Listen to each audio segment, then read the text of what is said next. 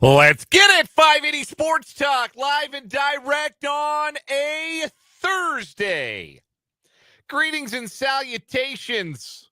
We're here with you for the next 3 hours on the Sports Voice of Kansas, 580 WIBW, FM 104.9, online at 580WIBW.com, and in living color on our video stream. Catch us on our YouTube channel, 580 Sports Talk, and our Facebook page, WIBW News. However, whenever you're hearing us, thanks so much for being part of the audience here on 580 Sports Talk. It's great to have you aboard. My name's Dan Lucero. Feeling good, feeling great. How are you? Just me to start the show today. Spencer Dupuis will be along in a little while. And we have a jam-packed show today. Two great guests to bring you as we go along, and plenty of Royals discussion the day before the resumption of the Major League Baseball regular season. But today's program shifted from an opinion-based program to a news-based program with some news to talk about from earlier today. Rashee Rice, Chiefs wide receiver, has been sentenced to 5 years probation and a 30-day jail sentence for his role in a hit-and-run accident in Dallas County in Texas back in 2023. And now that the legal system has had its say, the NFL can now have their say, which means the Kansas City Chiefs will have to prepare to be without Rashee Rice for some period of time in the 2025 season. That came down earlier today, and if it felt to you like it kind of came out of nowhere, trust, you're not alone. You're not alone in this among friends here, people you're talking to. You don't seem to be alone in this as far as NFL people go. I don't think there was an anticipation or any kind of understanding that we were going to have a sudden end to the legal proceedings, the legal matter. The case, such as it is closed with today's ruling and sentencing and the guilty pleas on Rashee Rice's behalf, and also the settlement of the civil suits. It is my understanding that all of the civil suits have been settled between Rashee Rice and the victims in that hit-and-run accident 2 years ago. So with that done, now the NFL can have its say, and we'll talk about what that means for the 2025 Chiefs. First of all, have we been overestimating what the punishment for Rashee Rice would be when the NFL finally laid down its punishment for violation of the personal conduct policy? Because there's a lot of precedent that suggests that reckless driving, well, Roger Goodell, doesn't think it's that big a deal, particularly if the person involved isn't drinking or on drugs while violating posted traffic signs and laws. That being said, Rashee Rice got jail time, like real 30 days of jail. He can serve it whenever he wants. I think he could spread it out. He could do like a weekend here and a weekend there. He's got 5 years of probation to serve it in. But jail time's jail time, man. And most of the previous cases of reckless driving that the NFL has ruled on have not involved jail time. So how does that affect what kind of suspension Rashee Rice gets? And we'll put our meathead football guy hat on and say, hey, maybe this is good for Rashee Rice. Because it might be. It might be a positive for Rashee Rice. And not just because he'll be a more conscientious driver the next time he's on the road. But it might be good for him as a football player. And for the Chiefs, who stands to benefit from a potential Rashee Rice absence? We will get into all of that tip to tail on the program today. Also, the ESPN top 10 players by position in the NFL, those lists wrapped up today. And I have a look at all of those lists and an exclusive club that the Chiefs are in based on those lists. They're in a club with only 2 other teams. And we'll talk about that a little bit later on the show. We'll continue our Chiefs countdown to kickoff as well, but we don't have a lot to say about the Chiefs number 50. Although it will be nice to hear a story about a Chief doing good in the community. And I do have that about the Chiefs number 50 undrafted free agent linebacker Brandon George out of Pitt. So plenty of football content today. We're going to talk some Royals baseball as well. As I mentioned, we are 1 day away from the Royals resuming the 2025 season. They're 47-50. They're 4.5 games out of a wild card spot. How many wins is it going to take to reach the postseason? And what are the Royals going to have to do, aside from bolster their lineup and hope Cole Reagans gets healthy, to get that magic number of wins? We'll break it down, and we'll talk Royals baseball with our good pal and former intern and current writer at Royals Review, Trenton Kraxner. He'll join us at the bottom of the 4 o'clock hour to talk about his foremost sporting passion, the Kansas City Royals. Look forward to having Trenton on. He's always fun to hang out with. He'll join us at the bottom of the 4 o'clock hour. He's one of those 2 guests I was talking about earlier today. Our other guest, because it is a Thursday, will be Rick Peterson of TopSports.news for the local sports spotlight. Talk to Pistol about the latest local sports happenings. He'll join us at the bottom of this hour. Always excited for him. Plus, we'll do some other fun stuff on the show today. Coming up in the 5 o'clock hour, Spencer will be in by then. We'll do either or over under in the 5 o'clock hour. We'll do another Ask Us Anything, and we'll take questions about the show. You can ask us. We'll take any of your questions, but we want show questions. We'd like you to ask questions that you might have always had about the show. Why do you sit there? Why do you say the things that you say? How do you prepare to say the things that it is you say? Ask us about show history, show lore, inside jokes you've always wanted to be in on, but maybe missed the first time around.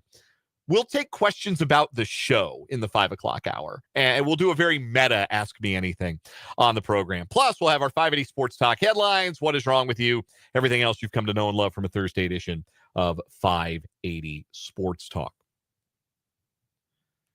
You are, as always, invited and encouraged to be a part of the show today. Have your voice heard on the program. Be part of the conversation. The text line is open, 785-272-9429. This is 785-272-9429. You can also jump in the live chat on YouTube. If you're watching the program today on YouTube, the name of the YouTube channel is 580 Sports Talk. Hop on in. Watch the show on YouTube if you never have before, because it's a great way to, again, have your voice heard, join the 580 Sports Talk community, subscribe to the YouTube channel if you have not already, and hop on into that chat. Interact with your fellow listeners and your hosts throughout the show. A good afternoon to Vance. I see Coach is in. Hey, Gonzo, how's it going? Mark H is in. Tyler and Andrew as well. Glad to have you guys aboard. Look forward to hearing from you and more of you joining the chat throughout today's episode of 580 Sports Talk. We get to the big news of the day. Not going to lie to you.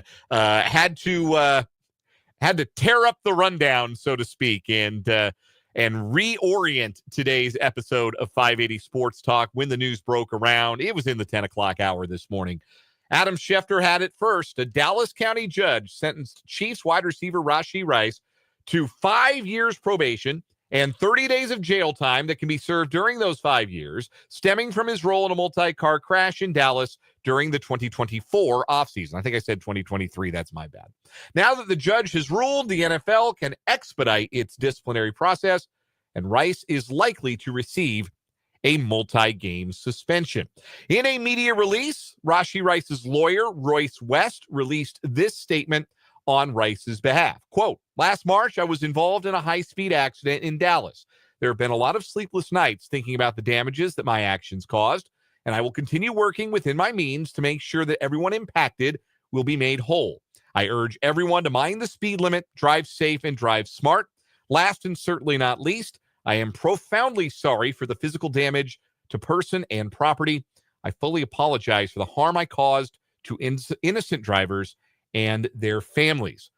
There are court records available showing at least one of his civil cases has been settled. I've also seen reporting today that all 6 of the civil cases that were pending against Rashee Rice have been settled, and that Rice has agreed to pay financial restitution to the victims. The one court record that was available showed that Rice agreed to pay $1.086 million in fees to settle, which included prejudgment interest and attorney's fees.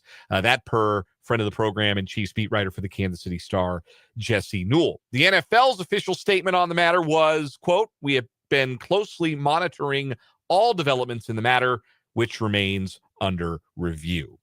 Typically, the NFL is taken in the neighborhood of 60 to 90 days to adjudicate these kinds of suspensions once the legal system has had its say on what would fall under the umbrella of a violation of the code of conduct, the player code of conduct in the NFL, the personal conduct policy as we've come to know it. But there's always a chance that process can be expedited, and that appears to be the expectation of the NFL reporter class, Schefters and Rappaports and Rossini's, that the process will be expedited so that a suspension can be both handed down and then appealed and have the appeal process completed before the start of the 2025 regular season.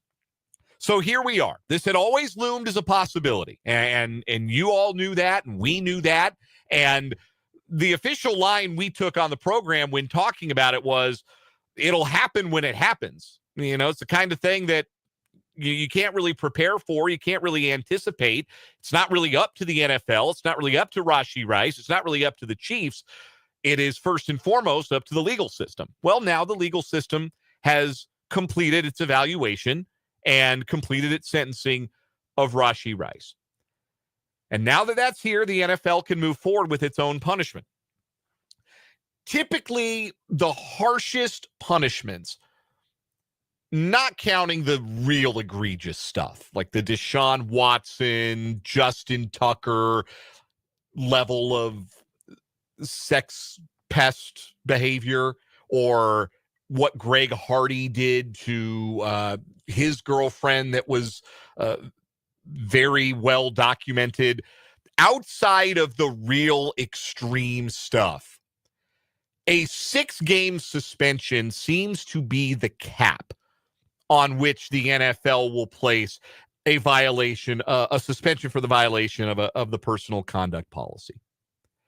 And I think we have all been operating under the anticipation that was probably going to be the kind of suspension that got handed down to Rashee Rice. And James Palmer, formerly of the NFL Network, did not help matters last year when he speculated that Rice could get suspended for up to half a season, which that felt extreme in the moment. But if that's the way the wind was blowing, certainly there was no reason at that point not to expect that the NFL would come down pretty heavy on Rashee Rice.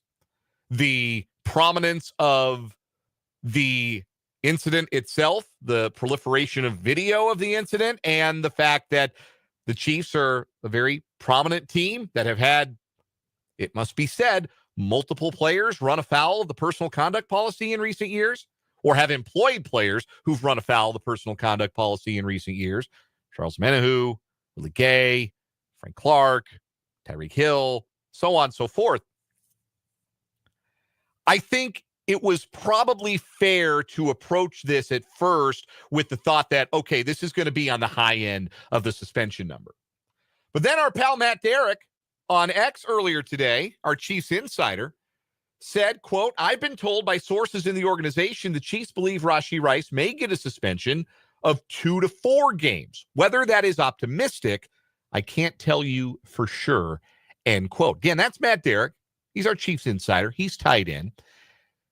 And if that's what the Chiefs are expecting, that's a little more in line with the league's history when it comes to incidents of reckless driving that do not involve A, drugs, B, alcohol, and or C, a fatality. Brandon Echols of the Jets was in an accident which he was violating the speed limit, driving with excessive speed, and injured another person in the accident. The other person was said to have received a partial paralysis or have been partially paralyzed. That's probably a more appropriate way to say that. Brandon Echols of the Jets in 2023 was suspended for a whopping 1 game by the NFL. You go all the way back to 2007, Lance Briggs, star linebacker at the time for the Bears, was in a hit-and-run accident, left his vehicle on the side of the road, and left the scene of the accident, which is what Rashee Rice was accused of doing, and he received no punishment, a 0-game suspension from the National Football League. So when you put everything together, a 6-game suspension would be unprecedented for a violation the nature of which Rashee Rice has committed and now been sentenced for in Dallas County. That would be, to my mind, knowing the history now, a little excessive. And maybe 2 to 4 games is a little bit more appropriate. But again, Roger Goodell very often is just spinning the wheel of punishment. It does not feel like there's any rhyme or reason at times to how many games somebody gets for whatever act they may have committed, however they may have violated the personal conduct policy. There doesn't seem to be a lot of consistency to it. I still would think the suspension will be longer than Brandon Echols' suspension. I can tell you that much. But I'm now less convinced it's going to be 6 games. Maybe it starts at 6, gets appealed and shortened on appeal. But either way, Rashee Rice is going to miss some time. And he's going to miss some time to start 2025. And the timing for that is not great because the Chiefs have some pretty big games to start 2025. Let's say it's on the low end of what the Chiefs are anticipating. Let's say it's 2 games for Rashee Rice. Well, then he misses the Chargers in Brazil, big divisional game, and the Eagles, the Super Bowl rematch at home. Not the best games in which to be missing your number 1 wide receiver. And again, I tend to think it's going to be a little more than that if no longer expecting a 6-game suspension like I was. And I think a lot of us have kind of defaulted to that because that seems to be like the high end unless you do something really egregious.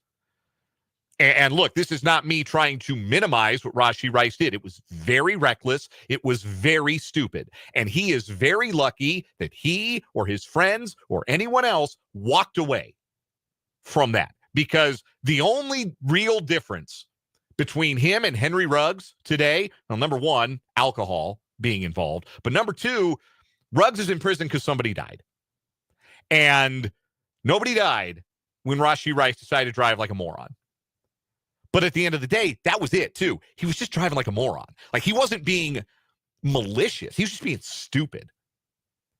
And I would tend to come down on the side of a little bit more lenience when handing out a suspension for somebody just being stupid. I would rather save the high end of the suspension scale for people who are being malicious. That's me. I don't know what direction Roger Goodell is going to go. Trying to predict this stuff, really, honestly, it's a fool's errand. He's flipping a coin. So, Rashee Rice is going to miss some time. Let me put my football meathead guy hat on here and say, that's not the worst thing for Rashee Rice, right? I mean, coming back from the kind of injury, the kind of knee injury that he's coming back from, now, if he knows he's not going to have to play week 1 and possibly not week 2, week 3, week 4, so on, gives him a little bit more ability to ramp himself up, make sure that he is physically right. He'll still have the preseason as a tune-up. Preseason games don't count against the suspension. So he can play in all 3 of the preseason games, but he can get his body a little bit more in tune, make sure he's a little more right, make sure he's a little bit closer to being fully 100% healed on that knee before he has to play in a game.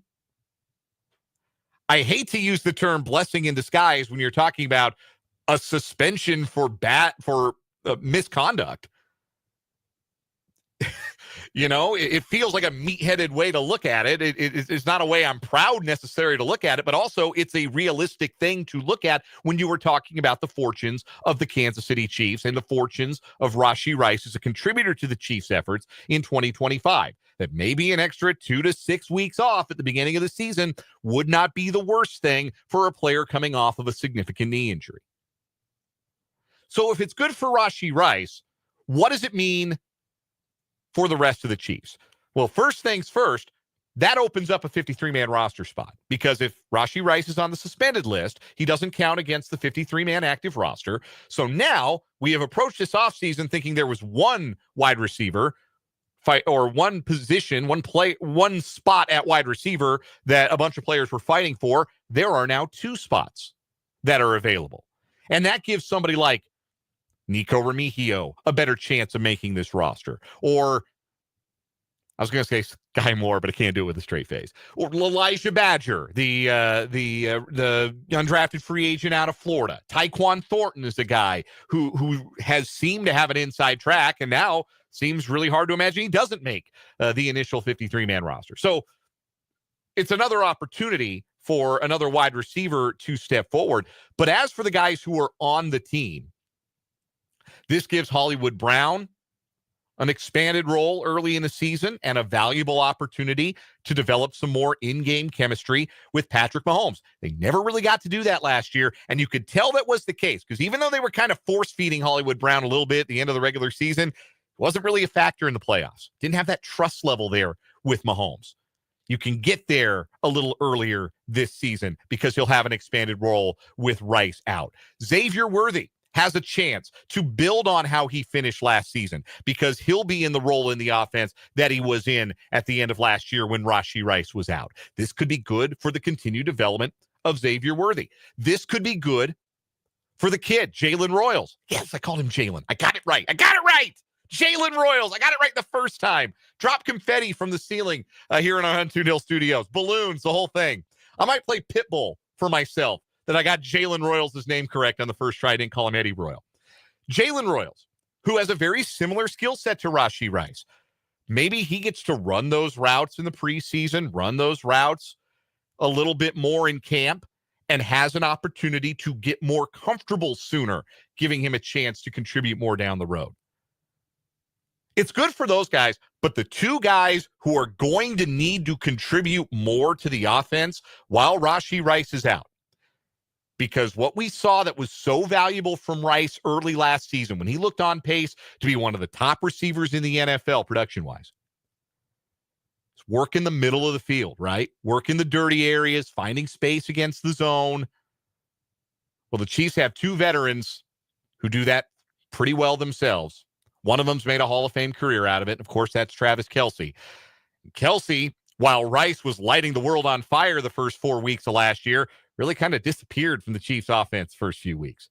And he looked old and he looked slow. He can't afford to look old and slow to start this season. They're going to need him. In big games, Travis Kelce has a knack for showing up. Against the Chargers, he has a knack for showing up, certainly.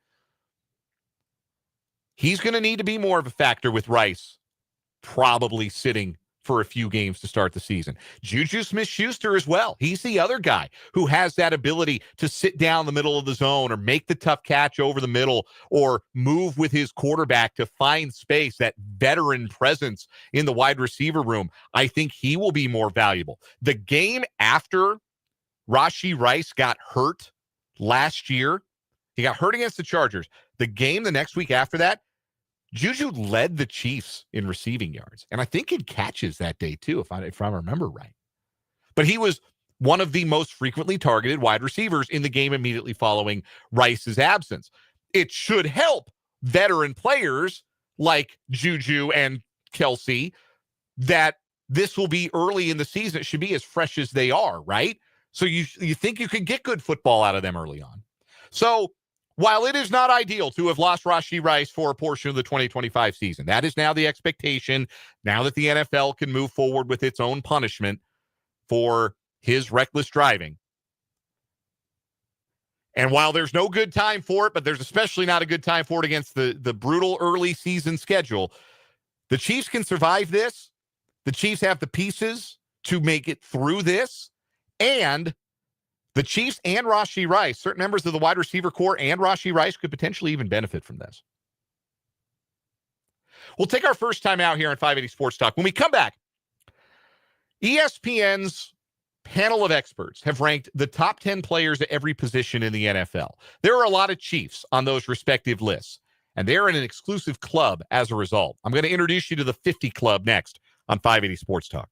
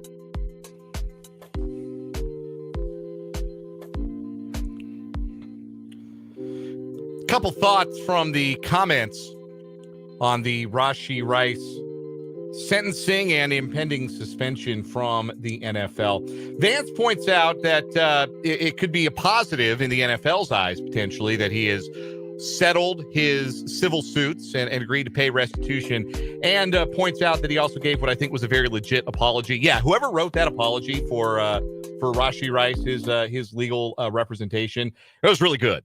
That was a very good, very well crafted apology for whatever that might be worth.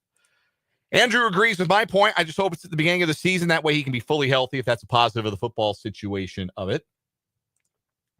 And agrees that Rashee Rice probably gets 4 to 6 games. David on Facebook, you can also comment on the show if you are watching on Facebook. We appreciate our Facebook viewers at our page, WIBW News. David says, got to sound out on Rashee. I'm guessing the NFL will give a 10-plus game, if not a 1-year suspension. I think that's a little steep. I know that there were some NFL insiders expecting that a half-a-year suspension could have been possible, but I think given their history with not really bringing the hammer on reckless driving, and also given what the sentence was when it came down, I'd be really surprised it was a year suspension. Again, we're just talking about reckless behavior, stupid behavior here, and it was incredibly reckless and incredibly stupid. But typically, those kinds of incidents have not gotten the same level of punishment as incidents of malice. There's acts of stupidity, and there's acts of malice, right? And acts of malice tend to get higher suspensions. And I don't think you can say that Rashee Rice maliciously ran into those people. I don't. He's just being stupid. So, and hopefully he's learned and will not be that stupid again. Tyler with one more here in the YouTube comments. How many games have the wide receivers lost for the Chiefs over the years? One too many, if you ask me. That's certainly true. And it will be frustrating if the Chiefs lose a game in which Rice is not playing because Jalen Royals drops a pass over the middle that otherwise Rashee Rice would have been trying to get. Or Mahomes struggles to find guys in the scramble drill on third down because Rashee Rice isn't out there. That'll certainly be frustrating and a consequence of this, which is why you have these suspensions, because there should be consequences for misbehavior. ESPN has been putting out their top 10s by position just about every day on their website for the last couple of weeks. They finished up today with the top 10 cornerbacks list. Trent McDuffie, number 4 on the list, behind the Defensive Player of the Year, Patrick Surtain II of Denver, Derek Stingley, first-team All-Pro from Houston, and Denzel Ward of Cleveland. That was a bit of a surprise to me. I would rank McDuffie ahead of Ward. Sauce Gardner was 5th. I have been compiling the list, and if you're watching on the YouTube, I'm about to throw up a graph, and it might look better on your web browser than your mobile device, but I put a graph together, and it features all the teams and where they have players ranked. Now, there were top 10 lists for quarterback, running back, wide receiver, tight end, interior offensive linemen, offensive tackles, edge rushers, defensive tackles, linebackers, off-ball linebackers, safeties, and cornerbacks. The Chiefs had 7 players in the top 10. Had 7 top 10 guys. They had Patrick Mahomes, number 1 quarterback, Chris Jones, number 2 defensive tackle, Creed Humphrey and Trey Smith, 1 and 4 on the interior offensive lineman list. Trent McDuffie, who I mentioned, the number 4 cornerback. Nick Bolton, number 4 at linebacker as well. The team with the most guys in the top 10 was, as you might expect, the Eagles. They had 10 players ranked in top 10 lists. But I went through and I compiled every team and their top 10 guys. And then I assigned a score. So if you had a number 1 player at their position, you got 10 points. If you had a second-ranked player at your position, they got 9 points, all the way down to if you had the 10th-ranked player, you got 1 point. The Chiefs are in the 50 club. The graphic's up on the YouTube now. The Chiefs, they're at the top of that list, and they're in what I call the 50 club because their total points, 10 points for Mahomes and Humphrey, 9 points for Chris Jones, 6 points apiece for Nick Bolton, Trent McDuffie, and Trey Smith, and 5 points for Travis Kelce. That got him to 56 total top 10 points, if you will. And there are only 2 other teams in the 50 club, Philadelphia and Detroit. Philadelphia got 58 total points.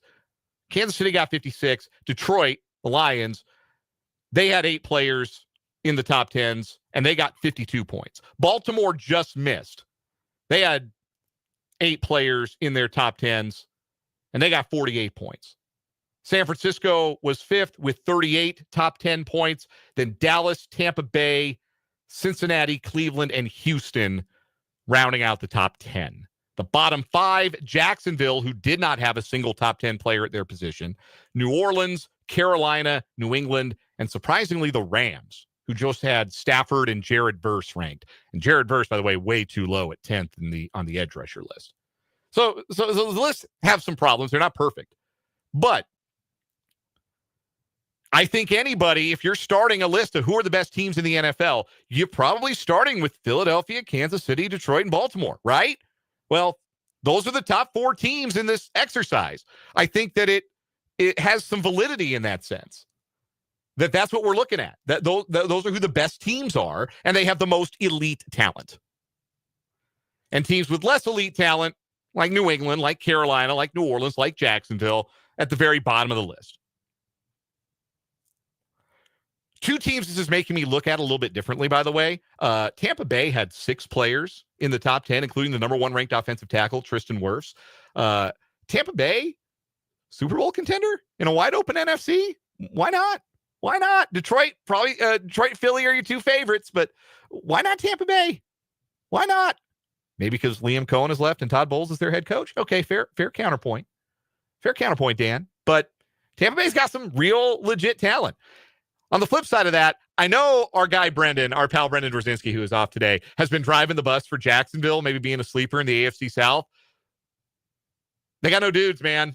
They got no dudes. Not a single player. Every other team had a guy rank in the top 10 at a position, except the Jaguars. So I think I'm out. I think I'm out on Jacksonville. But the Chiefs, they're in the 50 club. They are in the 50 club. As far as other AFC contenders, teams you'd fancy contenders, Buffalo only got 15 points. They only had 3 players ranked, Josh Allen, James Cook, and Deion Dawkins. And Cincinnati, they only had 3 players ranked, but they had 2 ranked really high. Jamar Chase was the number 1 wide receiver. Joe Burrow was 3rd. And Trey Hendrickson was 6th at edge, but is he going to play? Maybe not. So that's the list. Just it's very rudimentary, back of the napkin math, but I do think it's telling about who's got the most elite talent in the National Football League, and that the Chiefs right up there, only behind the team that beat them in the Super Bowl last year. That makes sense, right? We'll take a break. Rick Peterson joins us next on 580 Sports Talk for the local sports spotlight.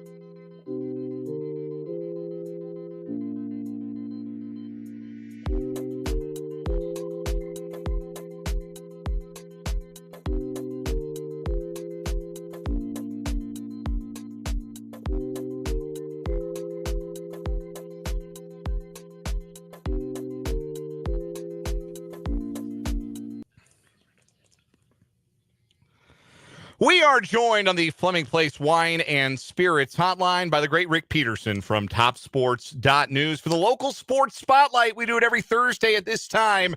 Pistol covers Washburn University athletics and Shawnee County High School sports for TopSports.news.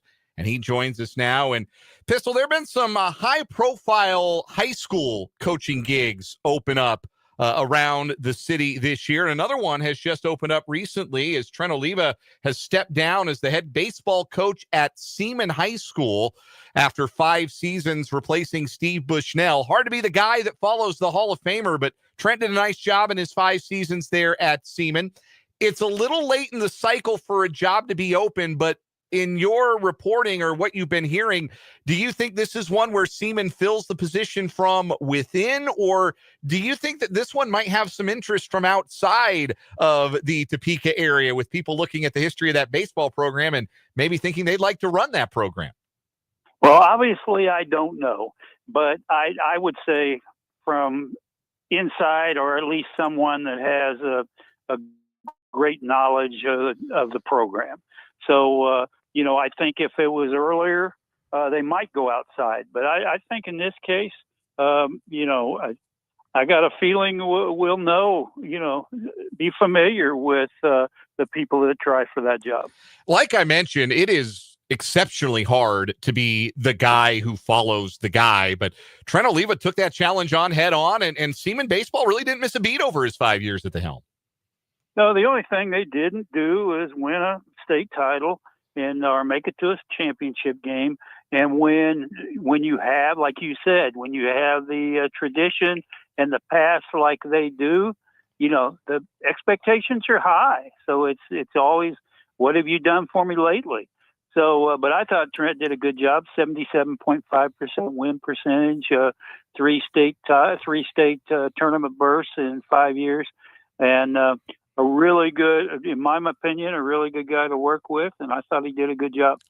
There have been obviously lots of changes lately when it comes to how championships are contested, championship formats, championship sites, all of those things.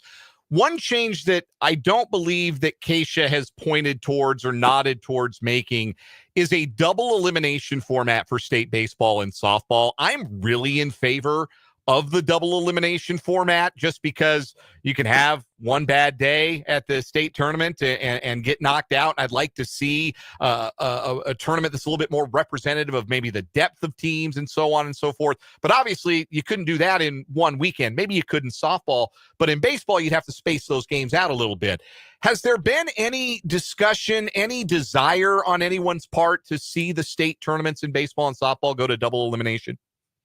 To my knowledge, no. And I think part of it's just what you mentioned. You'd have to, I'm even guessing you might have to do them both, but you'd have to extend the season. And we already ended the season on the very last day of May this year. So, you'd be going into June. Now, the other option of that is I've been noticing there's states playing their state tournaments right now. So if you decided to go summer, you could, but I don't really see that happening either. Rick Peterson is our guest from TopSports.news, joins us every week on Thursdays for the local sports spotlight. You've also got some pieces up at TopSports.news about the Darting Basketball Academy. Their second year of their international program has been ongoing, and it's a new element for the Darting Basketball Academy. How big do you think that Kerry Darting can grow this, and what do you think is the long-term goal for the international program at DBA? Well, I think he wants to continue growing it. He brought in girls for the first time, and so they had their own division. He has a good setup with the kids staying on the KU campus. I don't know how big he wants to get, because the bigger you get, the more counselors you need and coaches you need and things like that.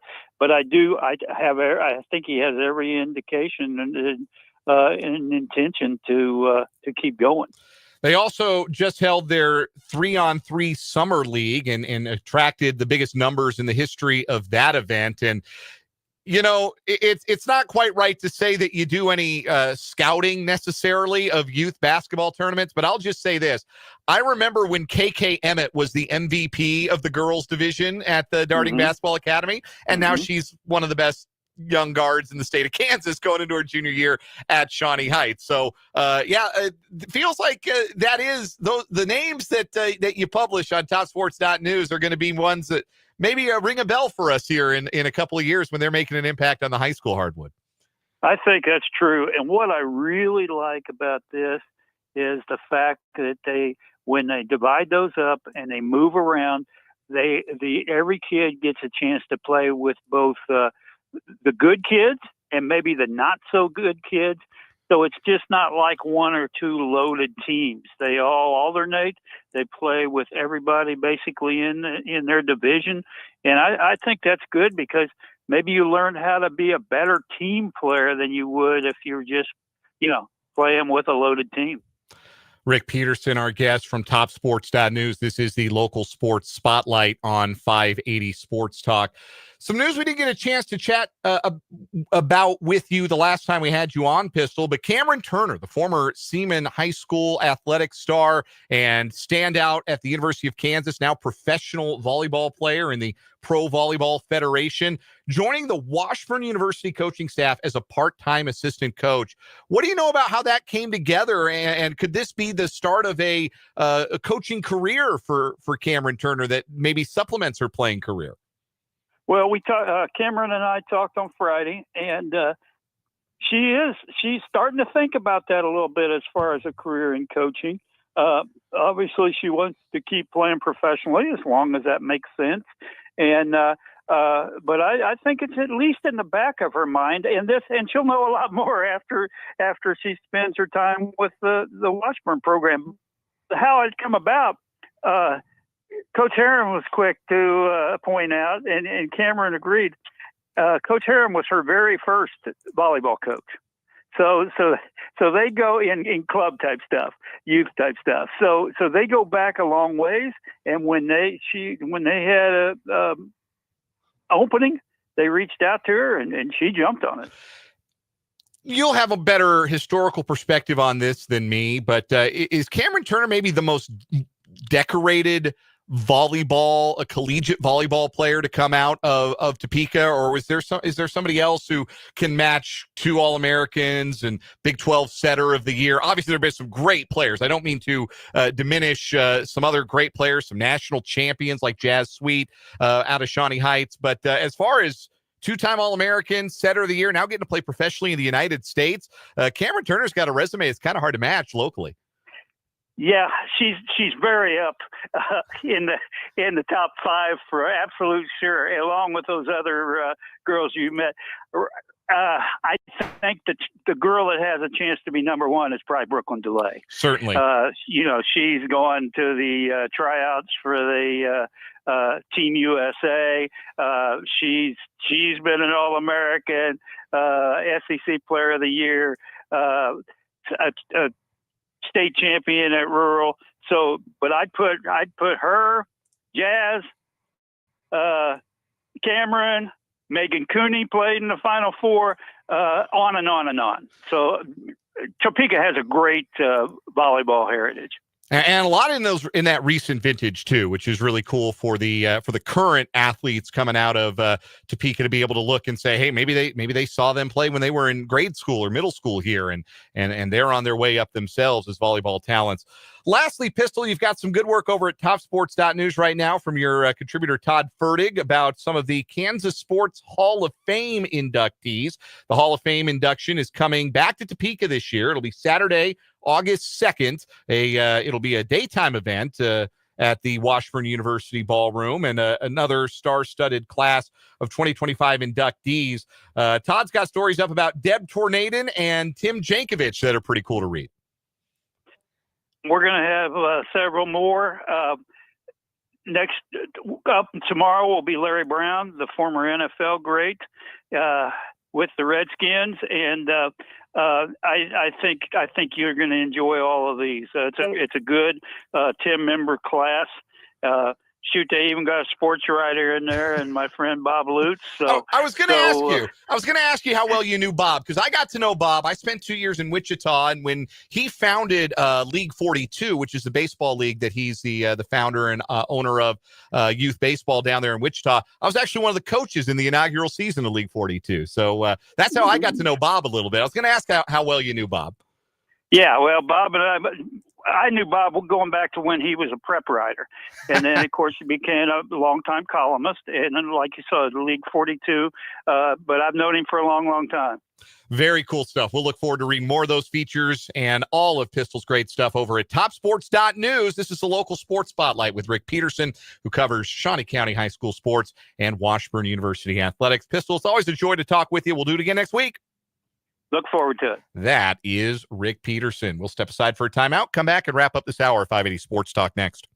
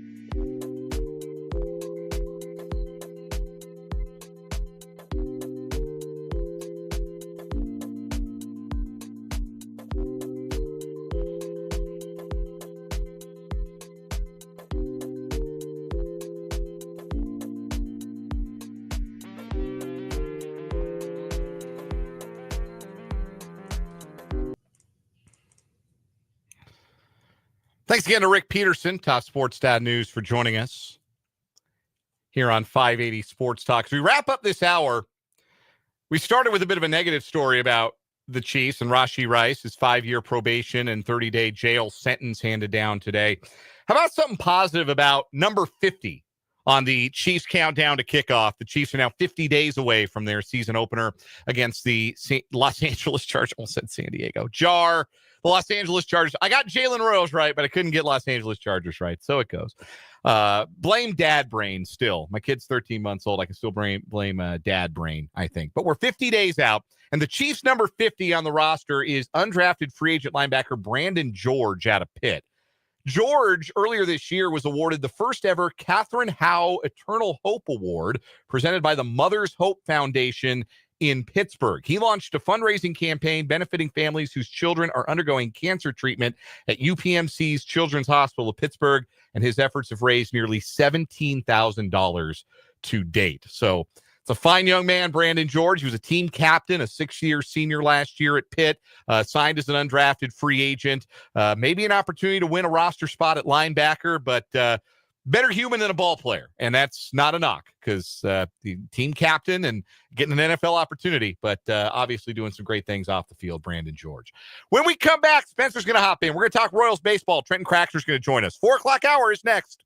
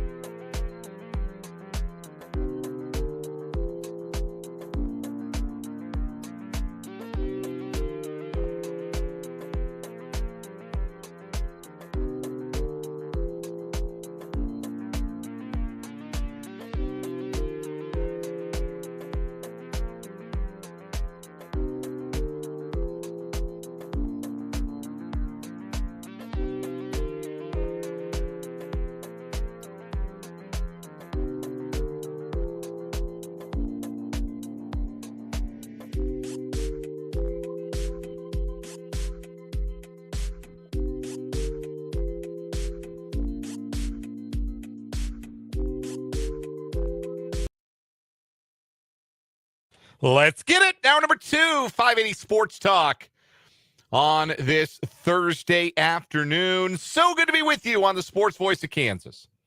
580 WIBW, FM 104.9, online at 580WIBW.com, and in living color on our YouTube channel, 580 Sports Talk, and on our Facebook page, WIBW News. My name is Dan Lucero. Spencer Dupuis will join us later on this hour. Also joining us later this hour via the telephone, Trenton Kraxner, our former intern, now writer at Royals Review. He's going to talk some baseball with us. Always enjoy talking ball with Trenton. He knows ball. He knows the Royals. And we're going to get down to the nitty-gritty of these final 65 games of the 2025 season for the Royals and what must be done in order to make the playoffs. It's a pretty tall order for the Royals, to be real frank about it, and not to spoil an entire segment. But it ain't going to be easy. It's going to require some pretty outstanding baseball over these final 2.5 months from the Royals. I also kind of think that they're capable of it. I think the schedule lines up about as good as it possibly could for the Royals to accomplish what they need to accomplish, what I think they're going to need to accomplish. And if the Royals are indeed aggressive at the trade deadline and go out and add a relief arm and add a stick, oh, they need a stick so bad. Maybe, just maybe, they've got a second half surge in them. After all, last year at this same juncture of the season, the All-Star break, essentially, the Royals coincidentally played exactly 97 games before the All-Star break this year and last year. So it's about the same point of the season for everybody. Not everybody's played exactly 97 games, but we're at this point in the season. It's basically the same point as last season. Half of the teams that were in playoff position in the American League at this time last year did not make the playoffs. Half of the 6.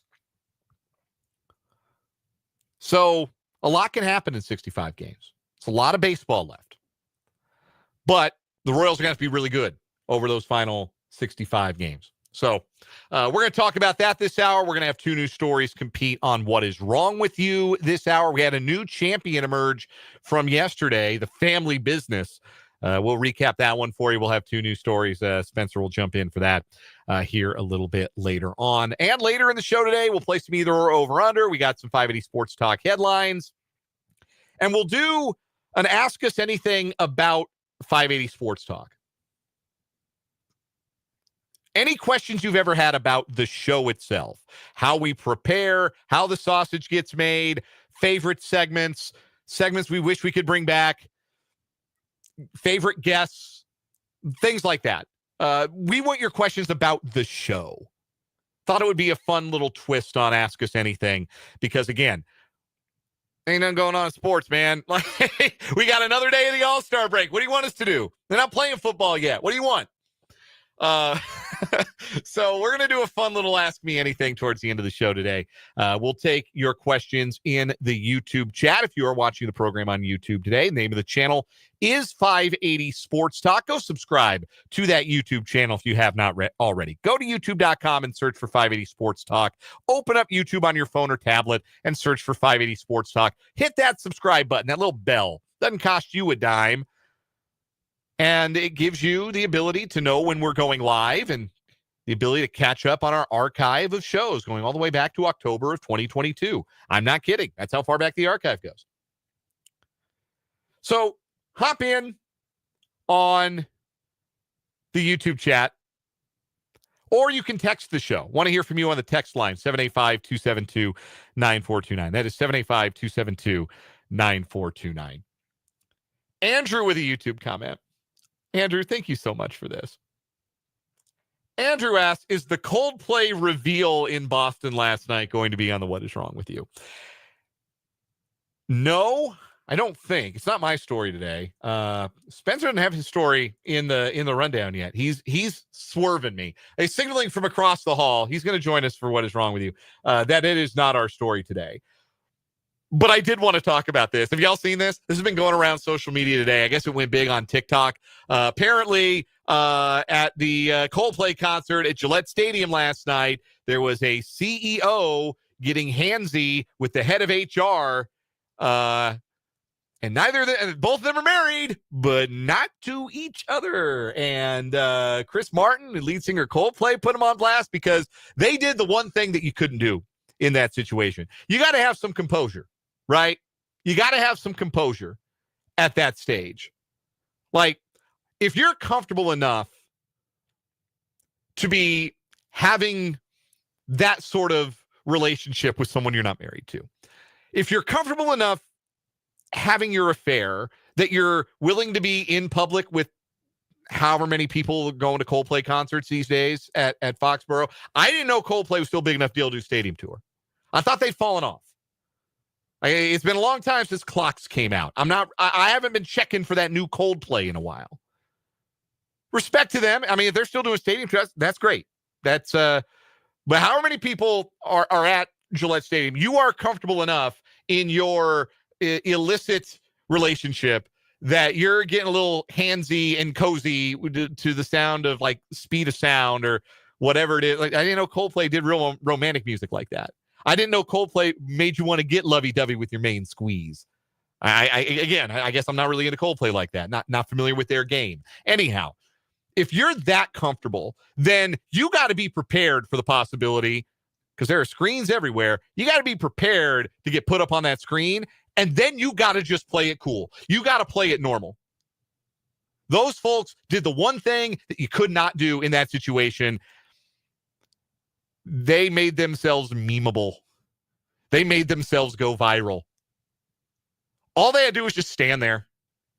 And I mean, you see, this is all over social today. This is all over YouTube. It's all over your social media of choice. It's on X. It's on Blue Sky. It's on Threads, I'm sure. It's probably on Mastodon. I bet it's on Snapchat.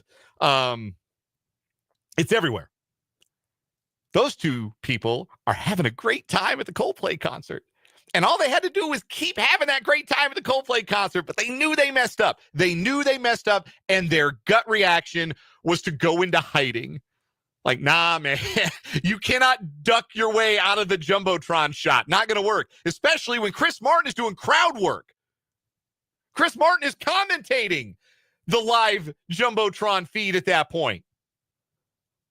You got to play it cool. You have to. And I would have assumed that two people who, A, are not married to each other, but are comfortable enough being in public together, would have been able to play it cool. And they did not. No, they did not. And now everybody knows. And the CEO's wife has already edited her last name on her Facebook page. It's a bad, bad day for that guy. Bad, bad day for that guy. It could have been a What Is Wrong With You, Andrew. It really could have. It was not. It would have been a late edition, and we like our stories today. We have one crowdsourced story today. But, yeah, man, that's the funniest thing I've seen today. And I just didn't know that Coldplay made people want to be romantic like that. I didn't know Coldplay brought lovers of any shape and size and illicitness together like that. I didn't know that. I didn't know that was Coldplay's bag, I suppose. But congratulations to that CEO. Looked like he had good seats. I bet that's the last time he's going to have seats that good to a concert that good. After his wife's lawyers get through with him. Anyway, let's move on to some sports, shall we? I'm glad you brought that up, Andrew, because I really wanted to talk about that, but it was going to be awkward to try and talk about it any other time. Thank you. I didn't plant that question, but thank you for that. We'll do a real Ask Me Anything later on in the show. We'll do it in the 5 o'clock hour. But I do want to talk some baseball today. We got one more day. Royals resume their season tomorrow night. 3-game series in Miami, 3-game road series in Chicago against the Cubs to get back into the regular season. Royals have played 97 games. They're 47-50. I think 86 wins, which is the same number the Royals got to last year. I think 86 wins is going to be good enough. The reason I think 86 wins is going to be good enough is because right now, the team in the third wild card spot, the Seattle Mariners, are on pace for exactly 86 wins. So, yeah, I'm really stretching with my prediction here that in the last 3 years of doing this, 86 wins has been good enough to get into the playoffs 2 of the 3 years in the American League that we have done the 16 playoff format. So 86 is the magic number. I think if you get there, you're in. If you get there and you don't get in, charge it to the game. But I think 86 is the number that you need to get to play October baseball. So for the Royals, that means they got to go 39-26 in their last 65 games. 39 wins gets them to 86. That, by the way, 39-26 over 65, that is a 97-win pace. So the Royals have played like roughly a 79, 78-win team to this point. They need to play like a 97-win team the rest of the way. 3 wins out of 5, essentially, get you to Cooperstown. Not Cooperstown, get you to the playoffs. Get you the postseason. Get you October. The good news from the Royals' perspective is not only do they not have an arduous schedule, they actually have the easiest schedule of all the teams in Major League Baseball, which is amazing because they don't even get to play the Rockies once. They've already done that. But they have the easiest schedule left in Major League Baseball from the resumption of play after the All-Star break, the second half, as it were. Nobody's got an easier schedule than the Royals. I broke down all the series that they have left to play. By my estimation, they've got 6 series that I would describe as your layups, your gimmies, your 2-foot putts. These are the ones where you have to dominate. The Royals have 6 series that I think they ought to be able to dominate. They are home against the Nationals, who are woeful, the 11th through the 13th of August. They've got the White Sox at home right after that. Then they go to Chicago at the White Sox for 3. In September, they have 6 with the Angels, who are going to be a very different looking team in September than they are right now because they're probably going to be sellers at the deadline. And then they finish their season with 3 games in Sacramento against the A's. That's 6 series, 18 games, where I think the Royals ought to be able to win at a bare minimum 12. Let's call it 13. Let's say they sweep one. Let's say they sweep the Nationals like they did last year in D.C. Call it 13-5. Royals should go at least 13-5 in those 18 games. 13. All right, now we got to find 26 more wins. There are only 4 series left where I think the Royals are at a disadvantage. Like a distinct, I don't know about these series, sort of disadvantage where I would expect that the Royals would have a hard time winning those series. It's the upcoming trip to Chicago against the Cubs, who are very good and hit the bejesus out of the baseball. There are 2 series left with Detroit. They've got a 3-gamer in Detroit near the end of August. And then they got a 3-gamer at home against Detroit at the end of August, last 3 days of August. And they've got a 3-game roadie in Philadelphia against the Phillies, who are going to be a playoff team in the National League, the 12th through the 14th of September. That's 12 games that are going to be tough. Those are the tread water games. 6-6 in that stretch would be fabulous. But let's be conservative. Let's say they manage to avoid being swept in all of them, but don't win any of them. That would be a 4-8 record. They went 4-8 in those 12 games. That would give them 17 of the wins we're looking for. So now you need 22 out of the 35 other games you got to put in the win column. These are the swing series. These are the series that could go either way on paper. These are the ones that the Royals need to find ways to win. The series at Miami, they're better than you realize, the Miami Marlins this season. I'll be damned if I know how, but they are. That's a swing series. 3 at Cleveland, or 3 at home against Cleveland and 3 at home against Atlanta in the first homestand out of the All-Star break after this upcoming 6-game trip. Then a road trip that takes them through Toronto, Boston, and Minnesota for 3 games apiece. Later in August, they have a 4-game home series against Texas. They've got, in September, 3 games at home against Minnesota, followed by 3 at Cleveland, and then their final homestand is going to be pivotal with 2 teams that are right now in playoff position, the Mariners and the Blue Jays. That's 35 games. You've got 11 series there. 2 of them, the Texas series and the series at Cleveland, are 4-game series. That's 35 games. And those are the games that are going to determine whether the Royals play in October or not. And keep in mind when you're looking at it this way, the versions of the Guardians and Twins that the Royals play against in August and September could be very, very different if those teams decide that they are sellers. Cleveland all but certainly will be a seller. Minnesota is close. They don't spend enough money. They're in, ownership limbo. They're not going to go out and make a big splash. I think they're more likely to look at trading like Byron Buxton or Joan Duran out of their bullpen, Griffin Jacks out of their bullpen. Maybe they don't make a big trade and trade guys with team control left, but like a reliever like Jacks might be somebody who goes. But my point is, those could be very different looking teams, demoralized teams, lesser teams in August and September. The Braves at the end of July, they look like a seller. What is their lineup? What do their pitching staff look like at the end of July? That's a team on paper that should still be really good, but it hasn't come together. Winnable series. Could be, again, a very different looking series. And then who knows what happens? Boston won 10 in a row going into the All-Star break. What if they lose their next 6? What if they pivot? They've been super streaky all year. That could be a different looking team in early August.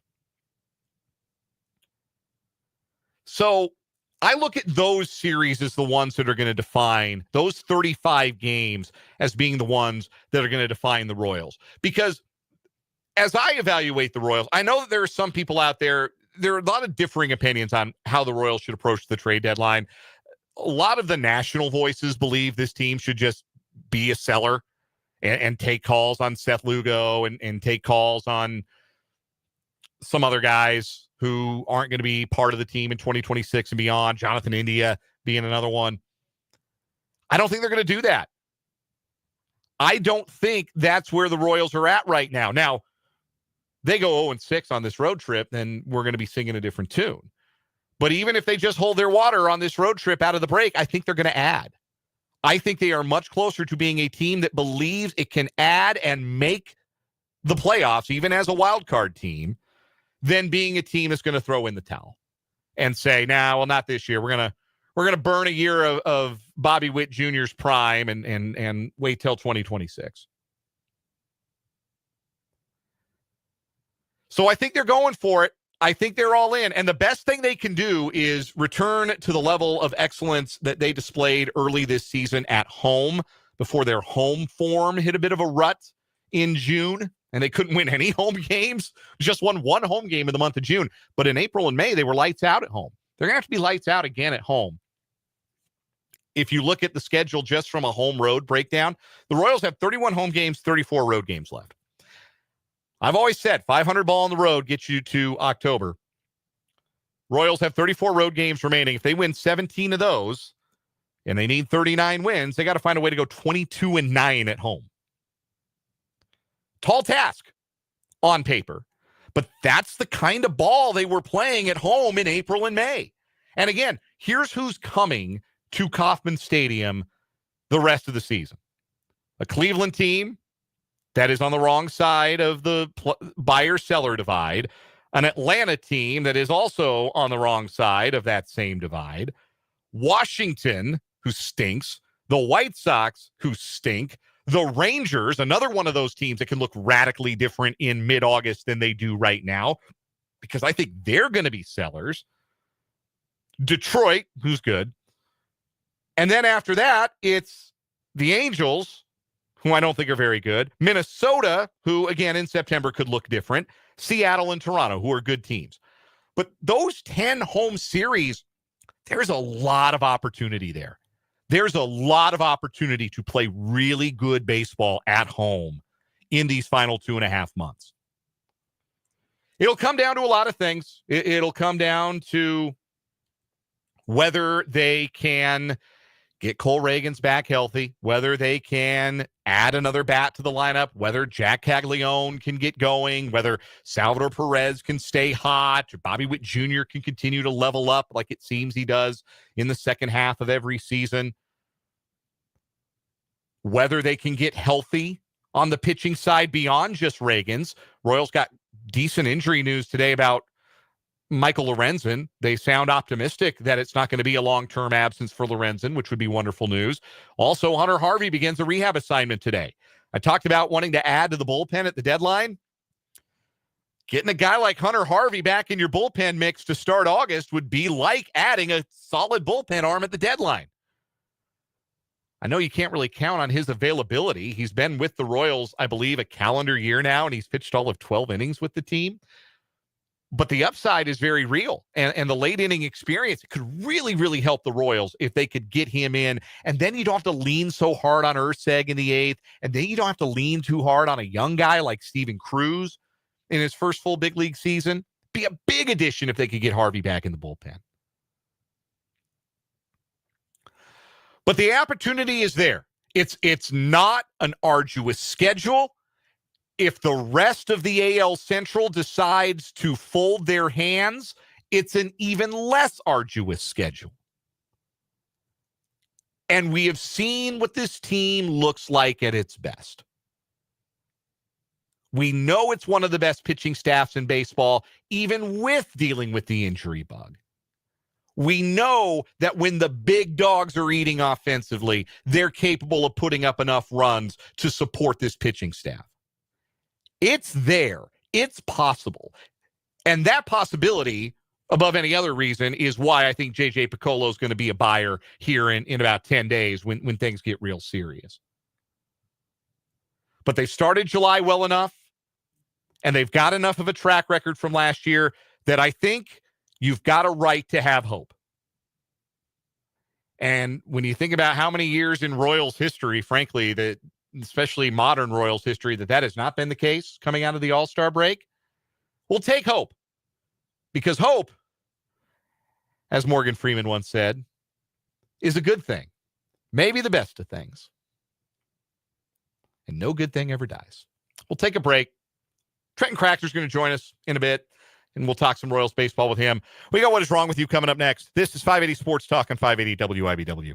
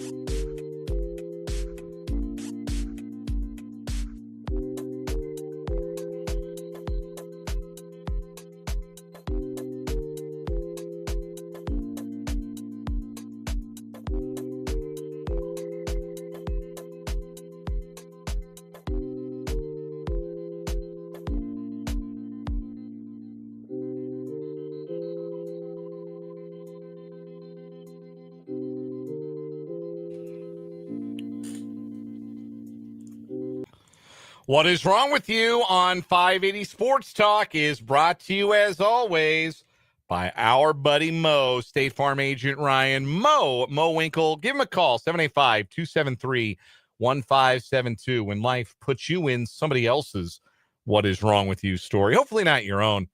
That'd be bad if it was ever one of you folks, you good folks listening, that we featured on What Is Wrong With You. We try to avoid that at all costs. Joining us for What Is Wrong With You is Spencer Dupuis. Hi, Spencer. Hi, a bit busy day on the ag side today. Hey, it be like that sometimes. Yes, it does. Our current weekly champion is a story we call The Family Business. This is a gentleman from Florida who posed as his dead father to perform 724 building inspections. His dad was a building inspector, and when he died, his son, who was a junior, had the same name, Enrique Fernandez, used his dad's credentials to go right back into business and do a bunch of building inspections for the government and signing off on numerous reports, including for a 9-story building. He could owe up to $3.6 million in fines. Wow. The best part is that Fernandez says he's not to blame, saying, quote, they have the wrong Enrique Fernandez. Wow. Which, I mean, in Florida, I guess that's a little bit like saying, like, they have the wrong John Smith. Yeah. But, nah, man. He's just trying to keep it in the family. That's all he was doing. All right, you got a story from a listener to listener submission today from X. Yes, I hadn't found a story yet. I was going between about 2 or 3 stories, and then fan of the show, Ryan at CatsFan 2001-2002 sent me a What Is Wrong With You submission, and I'm like, you know what? Mine as well. If it's crowdsourced, why not? Fan sourced. Do it. If somebody's listening, why not? So we are going to go to Charlotte, North Carolina. A man is being accused of biting a police officer after allegedly stealing from Walmart. Victor Roberts, 53, was arrested Saturday after police said he sold $228 worth of beer, chicken, deodorant, and other items. Well, what else do you need in life, really? From a Walmart in Charlotte. Officers found Roberts sitting in his car in the Walmart parking lot. When they asked him to get out of his car, he allegedly refused and began reaching around, telling them he had a gun. At some point, Roberts allegedly told police that he would shoot them. One officer allegedly grabbed Roberts and pulled him out of the car as he continually reached for an officer's firearm from his holster, according to the police report. An affidavit claims Robert bit an officer in the left hand and arm, leaving scratches and marks. After Roberts was arrested, police found a glass pipe intended for ingesting cocaine in his car. Yeah. Roberts is charged with assault with a deadly weapon with intent to kill, causing physical injury to a law enforcement officer, resisting a public officer, possession of drug paraphernalia, and misdemeanor larceny. So guess what? It was a misdemeanor for his larceny, and everything else, I believe, is a felony. Don't make a bad situation worse. No. It's our second biting story of the week. Yeah. Yeah, the Big Law Biter was our champion through yesterday. Yeah, a lot of biting out there. Don't bite people. What is that all about? All right, my story today, the title of it is goes back to an old Simpsons episode where they go to the candy convention and Homer steals the gummy Venus de Milo and loses it in his car, and then the babysitter is sitting on it and he tries to peel it off of the babysitter's pants. The babysitter thinks that he's grabbing her behind, and it becomes a whole thing that then Homer is an alleged sexual harasser. And at one point, there's a made-for-TV movie that they make about Homer, starring Dennis Franz, and it's called Homer S. Portrait of an Ass Grabber. And so that is the title of this story, Portrait of an Ass Grabber, because we go to Boise, Idaho, and the Ada County Sheriff's Office, because they are investigating a gentleman who is riding around on a peg-style electric dirt bike wearing a mask and approaching women and slapping or grabbing them on the buttocks as he passes by. This is an ongoing thing. He's been doing this between June 18th and July 3rd in the South Boise area. The suspect is described as a white male wearing darker clothing, often all black, and gloves. He's been seen wearing a ski mask resembling either the Call of Duty Ghost Skull or Venom style design. They've not found out who this guy is. They're still looking for tips. But yeah, he's just riding up on people on a dirt bike and grabbing their butts. Serial butt grabber. Serial butt grabber. That's what we have here. Inappropriate, rude. Keep your hands off. Yeah. Keep your hands off my butt and keep your hand on anybody else's butt. I mean, that's not good. So that's what we've got there. We've got the ass grabber and we've got the biter. Who do we like today, Spencer? I don't know, because like your story is wild because they haven't found him. Yeah, Like, I'm a little concerned about. There's no trace of this guy. Like, at least they found this guy. He was just being very aggressive toward police on my end. So I think yours wins because like it's still a mystery. I got Like dude's just walking up, riding up, and just going bang, grab, bye. Yeah, that's pretty wild. I'll go with that one. Now I wish I could play the audio from that Simpsons episode where he goes on like the fake hard copy type show and they edit the audio to make it sound like he says, "I saw her sweet can, so I grabbed her can." All-time great Simpsons episode. If you know, you know. I do not think though that beats the Florida fraud story, keeping it in the family. Nope. Stealing his dad's credentials to do a job he was unqualified to do. Very funny story. Yes. That continues as our winner on What Is Wrong With You, sponsored by State Farm agent Ryan Mo Winkle. Again, give him a call, 785-273-1572. I bet he insures motorcycles too. We'll take a timeout here at 580 Sports Talk. When we come back, it's our buddy Trenton Kraxner going to join us to talk some baseball next.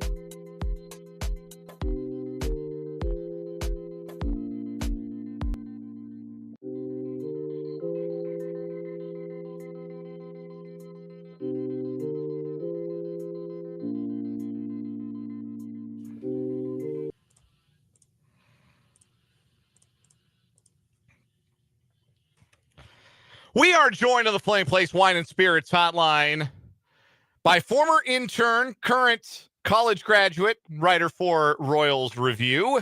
Our good buddy Trenton Kraxner joins the program. Trenton, how we doing, man? Doing really good. It's not the best day outside No. for the last day of the All-Star break, but the Royals are back tomorrow. Yes, we finally get baseball back tomorrow. Got to ask you, as a baseball guy, what do you think of the swing off to end the All-Star game? It's a great idea. It was very entertaining. It's very unfortunate the lineup the American League picked, because they picked Jonathan Aranda. I understand that the starters have already left, so you couldn't get Cal Raleigh, Aaron Judge, Vlad Guerrero Jr., all of that. I mean, it could have been an all-time if the starters were to stay, but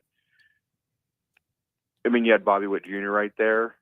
You had some really good options, and they chose Jonathan Aranda, and you saw how that turned out. I understand, like, it's a shorter porch to left at Truist Park. Like, I understand, like, it's why Cal Raleigh hit from the left side for most of the home run derby. Like, I get it. Left-handed is the way to go. But yeah, Jonathan Aranda's got like 21 career home runs, and that's the guy deciding the All-Star Game swing off. That was curious from Aaron Boone, to be sure. Yeah, and the fact that you pick it a day before is what I've heard, is that if it comes to it, you pick your three guys before, and they still pick Jonathan Aranda. I mean, might as well have Stephen Kwan go up there. I think he has probably more than 21 career home runs. He might. I don't know, though. He wasn't really in power mode. He had that 53-mile-an-hour exit velocity on the game-tying hit there in the ninth. But would you ever want to see the swing off in the regular season? Because I'm a firm no on that.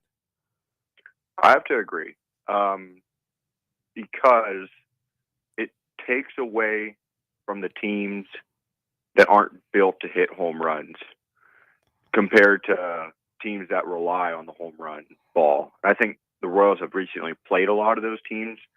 The Diamondbacks come to mind. They average like 5 runs a game, but they hit a lot of home runs to provide those runs. And the Royals don't hit a whole lot of home runs. They're still 29th in the league, even though they've had a power surge towards the All-Star break. So I don't think that should ever determine an actual game, because you should never run out of pitching, especially with the ghost man on second base, to where it should be that big of a deal. Yeah, I'm with you. I don't think it's necessary in the regular season. That's an interesting point about makeup of teams that I hadn't considered. I just, at some point, just call games ties. I've been worn down over the years to just say, you know what, if the players are so anti working overtime, just call it a tie and keep it moving. Play 10 innings of real baseball and call it a tie, and we'll keep it moving on and on. I mean, the NFL has ties, hasn't hurt the NFL any. So Trenton Kraxner is our guest here on 580 Sports Talk. Trenton, the Royals are 47-50 at the All-Star break, but headed in a good direction so far in the month of July. Are you more optimistic about the direction they're heading right now, or are you more cautiously pessimistic based on how much they struggled in June? I'm actually on the more positive side, thinking that this team could possibly make a run because they have the easiest schedule in the entire American League. Everything stacks their way.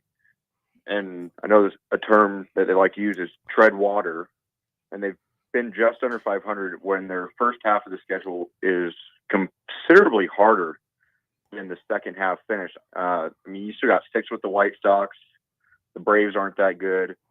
Sorry, Spence, but the Nationals suck. They fired their manager and GM. Mm-hmm. I mean, you're facing some real bottom feeders here, and you're playing a lot of teams that's still in the race against you. You still have 6 or 7 with the Blue Jays, Boston, Minnesota, the Guardians, 6 with the Angels. You have a series at home with the Mariners. I mean, everything's right there for them to take.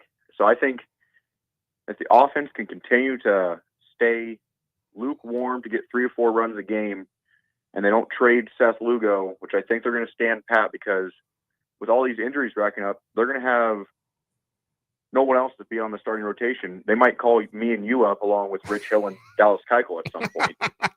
I throw probably about as hard as Rich Hill does anymore. He got a better breaking ball than me, though. He got that going for him, which is nice. I was going to ask about trade deadline strategy, because right now the Royals, like all the teams in that chasing pack in the wild card race, are kind of fence sitters, where one hot week could convince you to make a run for it if you're Minnesota, or if you're the Angels, or if you're Cleveland, where if you come out of the break and you have a bad week, then you're probably thinking it's time to tear some things down and take some phone calls rather than make them. What's the dividing line for you? What do the Royals have to do in this first road trip out of the break to convince you that they should still be buyers? Or should they be buyers even if this road trip goes sideways? I think they need to at least go 4-2, whether that's losing 2 out of 3 in Wrigley and sweeping Miami, or taking 2 of 3 in both series. I think 4-2 is needed, because then you're coming back home to face the Guardians, who just recently had a 10-game losing streak, and the Braves, who are wildly underperforming, and you're sitting at 51 and 52, you're a game under. I think you have to at least go 4-2, and the Royals haven't announced the way they're going to go against their starting rotation. But look at the three guys the Marlins are going to be putting out this weekend. Sandy Alcantara, who used to be really good, is terrible this year. Cal Quantrill, who's bounced around. And then Jansen Junk, who might be their best star, but he was on waivers twice, and he sounds like an MLB creative player. Like, and I don't know. And like I said, you don't know how the Royals are going to make their pitching right now. They haven't announced how their starting rotation is going to go, but you got to go at least 4-2 because you're facing three guys that aren't really that good in Miami. And Miami's been hot as a late, but that's still not a good ball team. Yeah, better than I think people thought, certainly there in Miami. But, yeah, certainly a team you feel like you ought to be able to take the measure of on the road. And then Chicago will be a different deal. And I wonder if the Royals might try to manipulate it so they at least get, I don't know, maybe a Michael Wacha start there in Chicago, or though that could be tricky if the wind's blowing out. Wacha's been real home run prone lately. But now I'm just thinking out loud as that goes. Let me ask you this from a trade deadline perspective. The Royals certainly need a bat. Like, that is an open secret. Is there a player you think realistically that could come available that the Royals should make a push for, that you think could make a substantial impact over his final 60-game stretch or so of this season? There's two outfield names that come to mind from the American League West that are guys that are on teams that are contenders, and they were linked to him last year. Taylor Ward, who has another year of control next year. And then the one that is kind of might be a little bit surprising, but there's been some murmurs among the national guys that the Royals have inquired about him. Adolis Garcia from the Rangers. I know he's really not been as good since the year they won the World Series, but that's a power bat, great defense in right field, and you got him for a couple of years. Now, Garcia might be a little bit more of a hefty price than Ward, but those are two guys I'd like to see them go after if they're saying, hey, let's kind of sit on the fence where we can buy some guys and sell away some guys, where we can get some guys with some team control. I think Adolis Garcia would be the guy I want, but I think get Taylor Ward from the Angels maybe. I think the Royals were probably close last year in getting him anyway, and those two guys would really benefit from the worst outfield in baseball that the Royals put out at nightly. What did you make of the move for Adam Frazier? I know a lot of people, like, I was reading some of the writing and some of the comments over at Royals Review where you write, Trenton Kraxner, and the natives were restless. Let's just say a lot of people were really upset by the trade of Cam Devaney for Adam Frazier. I didn't think it was that big a deal. I think you need to find like a credible 25th, 26th guy that maybe lifts the floor of the roster ever so slightly. And I think Frazier kind of does that. If he's a hail fellow well met in the clubhouse that makes people happy to have around, then I think it's still kind of a net positive, even if he's not the world's greatest baseball player. Yeah. You're trading a guy with six years of control at 28 years old that's never played an MLB game for 2 months for a guy that had a career worst year with you last year at 30. That's going to be 34 going into next season. However, he is left-handed. He provides a lot more utility because Devaney was a infielder. And when's he going to get reps at second base, shortstop, or third base, considering who the Royals have going out of the infield? And he's a proven guy. And his on-base percentage would be the fifth best with the Royals. He's hitting 250, which is one of the better averages that would be with the Royals. So he's had a bounce-back year, and he provides that utility where he can play the corner outfield spots. Is he better than John Rave and Jack Caglione right now? I'd say probably so. Doesn't have the power that maybe either of those guys have, but he's going to get on base. He's going to work a walk. He can run a little bit, and like I say, he provides that utility. And I mean, I wouldn't be surprised if he's in starting lineup tomorrow. The Marlins are putting out 3 right-hand pitches. He might start 2 of the 3 games this weekend in one of those corner outfield spots because he's better than John Rave or Jack Caglione right now, or Tyler Tolbert or Nick Lofton right now. He has a proven track record, and I don't think that signifies that the Royals are buying or selling when they obviously didn't see Devaney as a part of their future. Couple more. So I think. Oh, sorry. Go ahead, Trent. It's a nothing. I was going to finish up by saying it's really a nothing trade. It's not. People made a big deal out of nothing, I think. Couple more questions for Trenton Kraxner of Royals Review, joining us here on the Flaming Place Wine and Spirits Hotline on 580 Sports Talk. Trent, do you think the Royals need to also kick the tires on some relief help? I'm of the mind they need another left-handed reliever. I would agree with that because you have Angel Zerpa, who's found a resurgence, and then Sam Long, who is the human white flag that got taken from my hero, Chris Stratton. So they have Evan Sisk in AAA, who they could call up again, but I don't know necessarily a lefty that they could trade for right now that might be available, considering the market. Because you have to think that the teams that are going to be buyers for sure are going to be getting that and willing to pay more than the Royals probably will be. But I would be in agreement that they probably do need another left-hand arm out of the bullpen. Hunter Harvey coming back from injury. Can you trust him to be almost like a trade deadline acquisition of his own from the right side? Yes, if he can get healthy, because he was really, really, really good in the 6 or 7 games he appeared in at the beginning of the year. I mean, you got to the 7th inning. I mean, it wasn't the level of Herrera, Davis, Holland back in the Royals runs, but it was pretty close. When you got to the 7th, it was Harvey, Urseg, Estevez. And you felt pretty good about that at the beginning of the year, even though the Royals weren't producing a lot of runs or winning a lot of games when Harvey was on the team. He shut people down. Now, is he going to come back at all? I don't know. I mean, he's been very injury prone in the calendar year that he's been with the Royals. He's only appeared in 12 games with the Royals the last 365 days because it was a year ago today they acquired him. But if he can be healthy, I think it is like adding a bullpen arm. Trenton Kraxner writes about the Kansas City Royals for RoyalsReview.com. He's staying busy and joins us here on the Fleming Place Wine and Spirits Hotline on 580 Sports Talk. Trent, always fun talking ball with you, man. Thanks for taking the time. We'll do it again soon. All right. Thanks for having me. That is Trenton Kraxner. We'll step aside for a timeout, come back, and wrap up this 4 o'clock hour on 580 Sports Talk.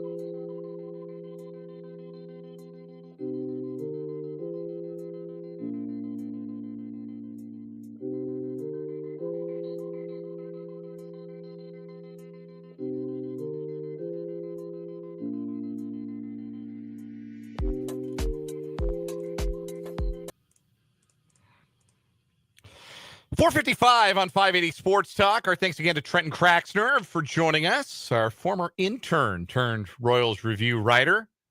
Knows ball, man. And I think he's right. I think that the Royals should be thinking winning road trip this week. Not going to be easy. It might require a sweep of the Marlins, but if they can come back home with a 4-2 record on this road trip through Miami and Wrigley Field, Chicago for these 6 games, they'll be feeling really good about where they stand. And I think they're capable. Like, it has been a bit of a roller coaster this year with the boys in blue, right? We've seen some lows. June was a month of lows, but we've also ridden some highs with this team. And I think at their best, they are certainly capable of being one of the 6 best teams in the American League. They got to get to that best a little bit more often. And certainly the acquisition of another offensive threat would help a lot in that regard. Coming up in the 5 o'clock hour, 580 Sports Talk, we got all of a sudden jam-packed 580 Sports Talk headlines segment that we're going to get to today. Lots of stuff to get to in headlines. Spencer will join us for headlines and the rest of the show. Then we're going to play a little either or over under and a show-related version of Ask Us Anything. We want to take your questions about 580 Sports Talk. How the sausage gets made, anything you ever wanted to know about the show but were afraid to ask. Don't be afraid to ask it, and we'll answer it. Coming up at the 5 o'clock hour. On the text line, 785-272-9429, or in the YouTube chat on our YouTube channel, 580 Sports Talk. Stay tuned. One more hour, 580 Sports Talk next.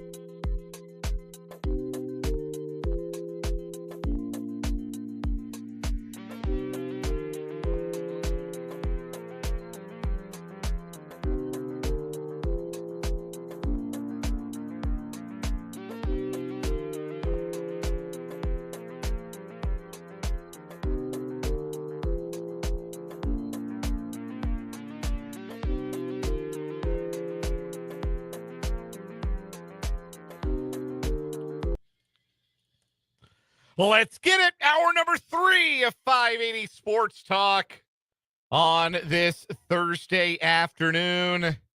Dan Lucero, Spencer Dupuis hanging out with you. We've got one more hour together here on the Sports Voice of Kansas, 580 WIBW, FM 104.9, online at 580WIBW.com, and in living color on our YouTube channel, 580 Sports Talk, and on Facebook at WIBW News.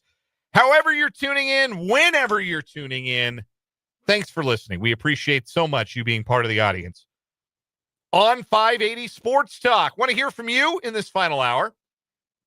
Text line is open. 785-272-9429 is the number. 785-272-9429. You can also, of course, interact in the chat on our YouTube stream. 580 Sports Talk is the name of the channel. You can hop on in and interact with each other, interact with your hosts as the show goes along. We're going to do a show-related Ask Me Anything to round out the program today. Questions about the show that you've always wanted to ask but never maybe known the answers to. We've already got a couple in the YouTube chat that we'll get to. You can text them, 785-272-9429. Questions about the show that you might have, a show-related, a 580 Sports Talk-related Ask Me Anything or Ask Us Anything. It's us now because Spencer's back for the rest of the show this time. Yes, I'm here for the next 52 minutes. All right, perfect. We're glad to have you. Lots of headlines to get to at the top of the show, and we're going to play some either or over under as well. The ESPYs were last night. It's not a headline, but the ESPYs were last night. You catch any of the ESPYs? Yes, I did. I actually had it on tape delay. Okay. So unfortunately, we were out with friends that were passing through town, and then came back, and I had recorded it, and so I watched it with hopes of getting up to it before it ended. I finished it at 10:05. Like literally, close. Just goes so close. Yes. You are my what the young people are into correspondent.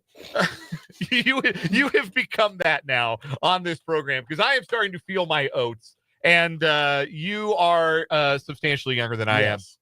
You have successfully explained things that I do not get or understand, like the appeal of Ropats and Pat McAfee. And while we don't see eye to eye necessarily on some of these topics, you have at least explained why they are in, why you like them. Yes. And so I appreciate that. You're my translator. And why people like them. And why people may like them. Yes, what their appeal is. Yes.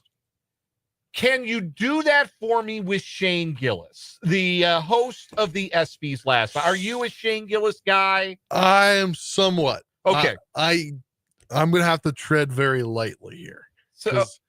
Because he is a interesting comedian. Because I think he's funny in a TV show. He has a TV show on Netflix called Tires. And you like the show? And I like the show. But his stand-up you're kind of iffy on? I'm iffy on his stand-up, and so he's a nervous comedian. So okay. So that is the bit. Because I'm watching, there were some clips that went viral last night. Yeah. He took some he made some jokes last night that maybe didn't go over great with the entirety of the audience at the ESPYs. Well, and I don't know if he made them or if they were written for him. Yeah, I don't know who wrote them. Because he did say on multiple occasions, "Oh, can we skip over that?" I don't know if I should say that. So I don't know if that's his bit. Yeah, I don't. One of my favorite stand-ups of all time was Mitch Hedberg. You familiar with Mitch Hedberg? No. Mitch Hedberg, he died a long time ago, but he was his whole thing was he was a stoner comedian who just told a bunch of one-liners. It was just stream of consciousness stuff. Yeah. And if a joke didn't work on a special or whatever, he'd go, "All right, gonna have to add some laughs to that joke," or something like that. He would be self-deprecating about it. And that was part of his shtick. And I always found that to be funny. But Shane Gillis was doing the same stuff with some of his jokes last night at the ESPYs. And it just it didn't feel self-deprecating. It just felt like, man, maybe you're not good at telling jokes. He tried to do at the end. He tried to do the Norm Macdonald joke from when Norm Macdonald hosted the ESPYs in 1998. Norm Macdonald, who's one of the funniest people to ever live, hosted the ESPYs one time. And the reason they didn't ask him back was because of the monologue, and he ended the monologue with a wicked O.J. Simpson joke. at the expense of Charles Woodson, the Heisman Trophy winner. In case you missed the joke, I will retell it, but it will not be as funny. Norm Macdonald told Charles Woodson, congrats on your Heisman. They can never take it away from you unless you kill your wife and a waiter. Yes. And it did not go over great in the room. It was a little too soon. Everybody was too nervous to laugh at it still in 1998. And they never asked Norm Macdonald to do the ESPYs ever again. Anyway, so Shane Gillis did the joke note for note and said he was doing it as a homage to Norm Macdonald. Yeah. But he told it bad and then was like, you guys all hate me now. I didn't dude, just tell the joke, man. Just tell the joke and then say we got a great show for you. Get out of the way. Yeah. I mean, I don't know. So the one thing that annoyed me last night is his Eagles fandom came into his jokes way too much. Is he a Philly guy or just an Eagles fan? He's just an Eagles guy. Okay.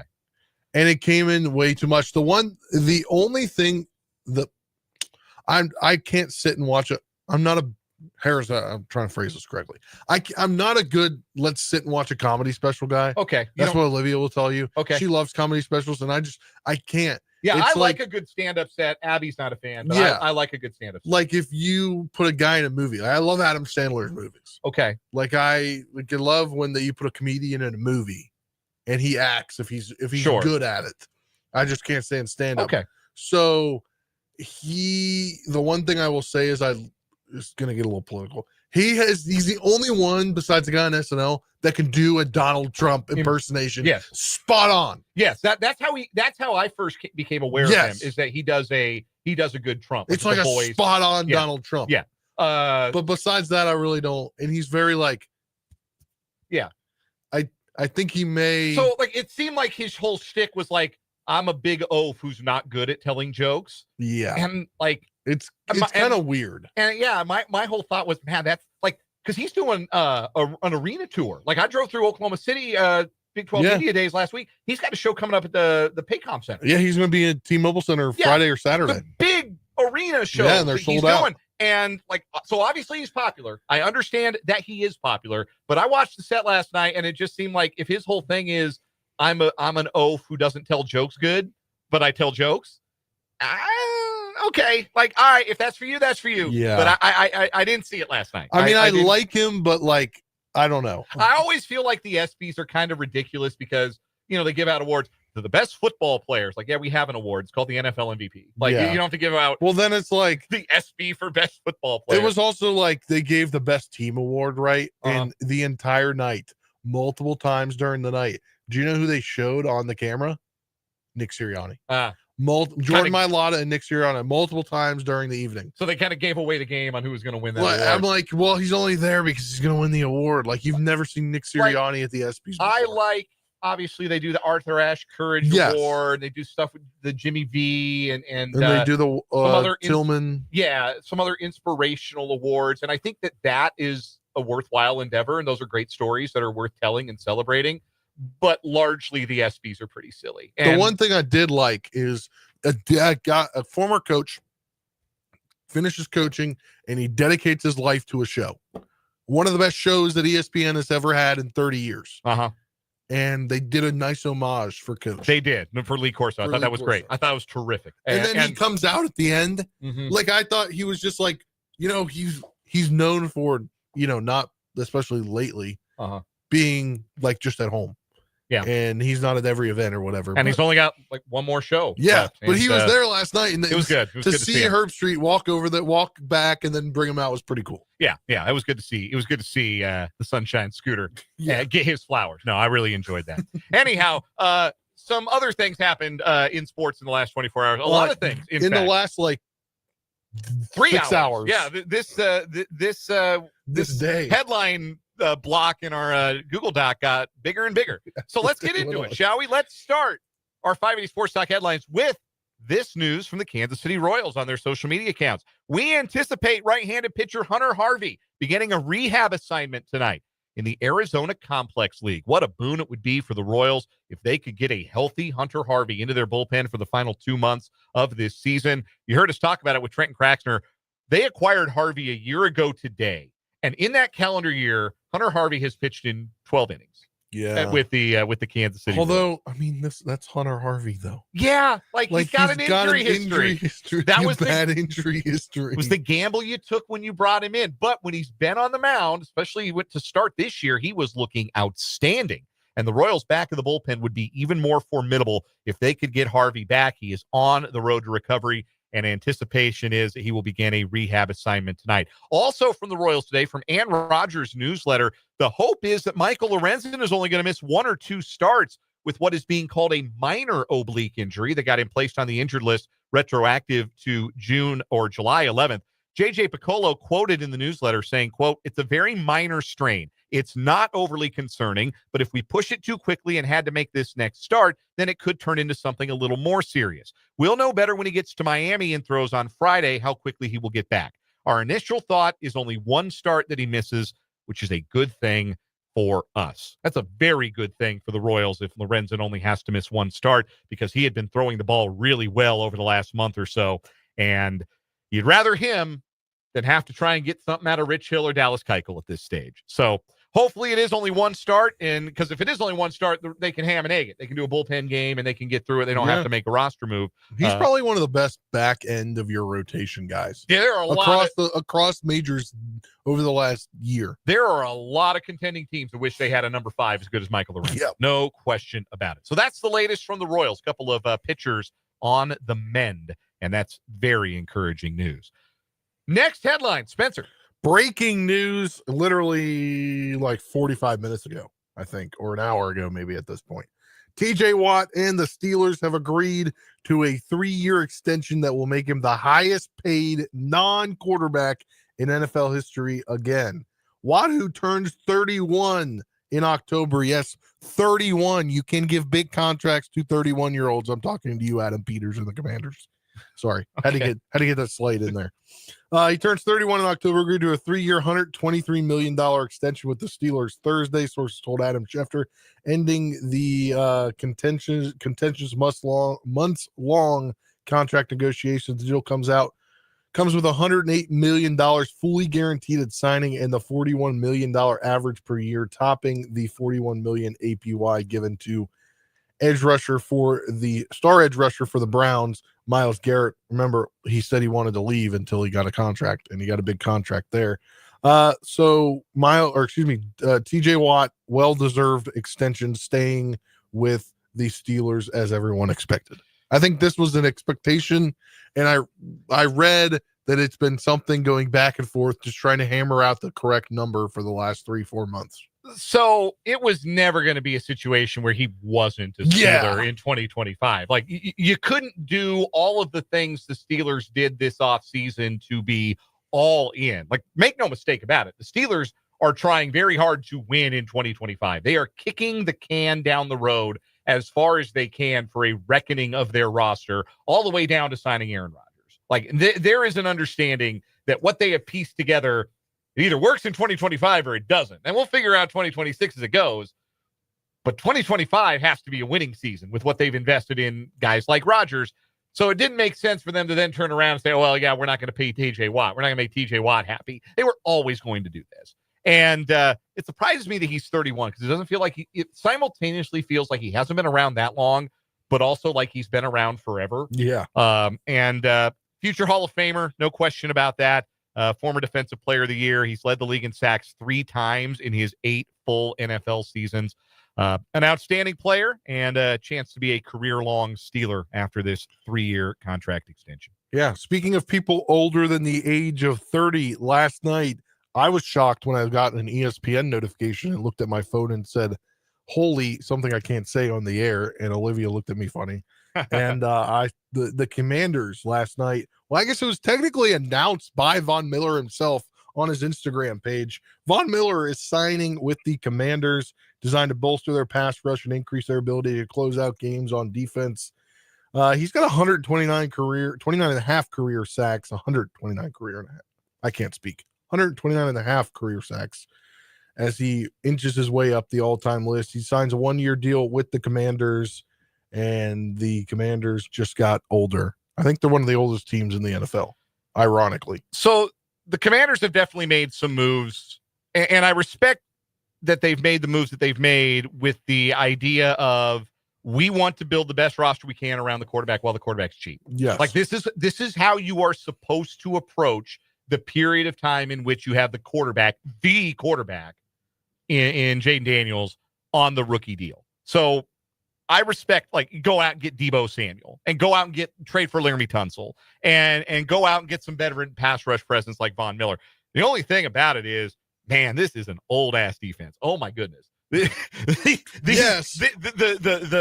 Commanders defense is sponsored by Geritol. My goodness. Over the Hill old. Gang 2.0, as I joked to you earlier today. I will say I will listen to some DC Sports Radio earlier just to give me clarification, like just to what are they get the saying? hometown perspective. I want to hear what they're saying give you the positives, and you don't have to give you the positives. They're not team, so they're not a team owned thing. So he had 6 sacks last season and he played about 25% of the Bills snaps on defense. So if that's pretty good for a 35-year-old. 6 sacks on 25% of the snaps. Yeah, like he still can get to the quarterback. I would personally just encase him in bubble wrap until November and December if he were on 19. That's what I'd want to do. But it's not an imposing collection of edge rushers that the Commanders have. They lost Dante Fowler, and that's the biggest loss from last year. They've got a bunch of guys who were good. Like who at one time were good. Somebody said Cleveland Farrell. You put Bobby Wagner and you put Von Miller. Is this 2020? Because it'd be really good in 2020. It'd be really good in 2014, man. We're like, these guys were stars a decade ago. But Von Miller's 36. Man, where does the time go? But no, I respect like the thought process behind it. The Commanders are doing exactly what they ought to do while they've got the quarterback on the cheap. And give an extension to the best wide receiver that they have on their team. That'd be great. Speaking of players on new contracts, the dam is starting to break. Oh, yeah. On second round draft picks signing. We were talking about this on Monday. Matt Verderam joined us, that 30 of the 32 second round picks in the NFL were still unsigned with camps about ready to open. Trey Harris, the Chargers second round pick, had not reported when the Charger camp opened. But today the dam burst. The 49ers signed Alfred Collins, their second-round draft pick. The Bears got 2 of their 3 second-rounders signed, Ozzie Trapilo and Shamar Turner. R.J. Harvey has agreed to terms with the Denver Broncos. And it appears as though there's now sort of a sliding scale when it comes to the amount of money that is going to be guaranteed for these players, because if you recall, the holdup is the first 2 guys taken in the second round of the draft got fully guaranteed contracts. Jaden Higgins from Iowa State, from the Texans, and the running back the linebacker Carson Schweichinger for the Browns. Those guys got fully guaranteed money. And Tyler Shuck, the 40th overall pick, is also looking for fully guaranteed contract. Typically, it's only first rounders who get fully guaranteed contracts. Well, now teams are having to go say, okay, how much of this money do we have to make guaranteed for these guys to get into camp? And more of the teams are starting to come up with a number. Like, for example, can tell you that Trapilo for the Bears, he was the 56th overall pick. He got 72% of his money guaranteed. R.J. Harvey got the first 2 years fully guaranteed and half of his third year guaranteed. Those are instructive, particularly because, again, the Chiefs have a second-round pick they're trying to get signed. That's Omar Norman Lott. So they will probably do something along those lines where the first 2 years for him will be guaranteed and some percentage of his third year will also be fully guaranteed. But the dam is bursting, and the second rounders are beginning to sign ahead of camps opening next week. Next headline, Spencer. Well, wasn't it back to you? Oh, I guess you did the rookie signings. Never mind. Sorry. No, that's me. Give us this story from college football. Okay, I'm trying to pull it up here. My computer was just lagging there for a second. I'll give you the name. Yeah. Nizier Forkurian. I was going to follow Forkurian. Yeah, Forkurian. Forkurian. Status for the Badgers in doubt after a court ruling. The state or the status of the Wisconsin quarterback is now unclear after a federal appeals court overturned a preliminary injunction that had granted him another year of NCAA eligibility. In a 2-1 decision rendered Wednesday, Seventh Circuit judges reversed the ruling by a lower court after the NCAA appealed. A fifth-year senior corner had argued that he had his first 2 college seasons at the Division II level at Grand Valley State. That should not count towards his Division I eligibility. So that's why he wants another year of eligibility, because he was not at the Division I level. Right. So he thinks they're 2 different statuses. So this was where Diego Pavia, the Vanderbilt quarterback, started all this, because he successfully got an injunction because he played junior college and argued that his junior college experience should not count against his NCAA eligibility.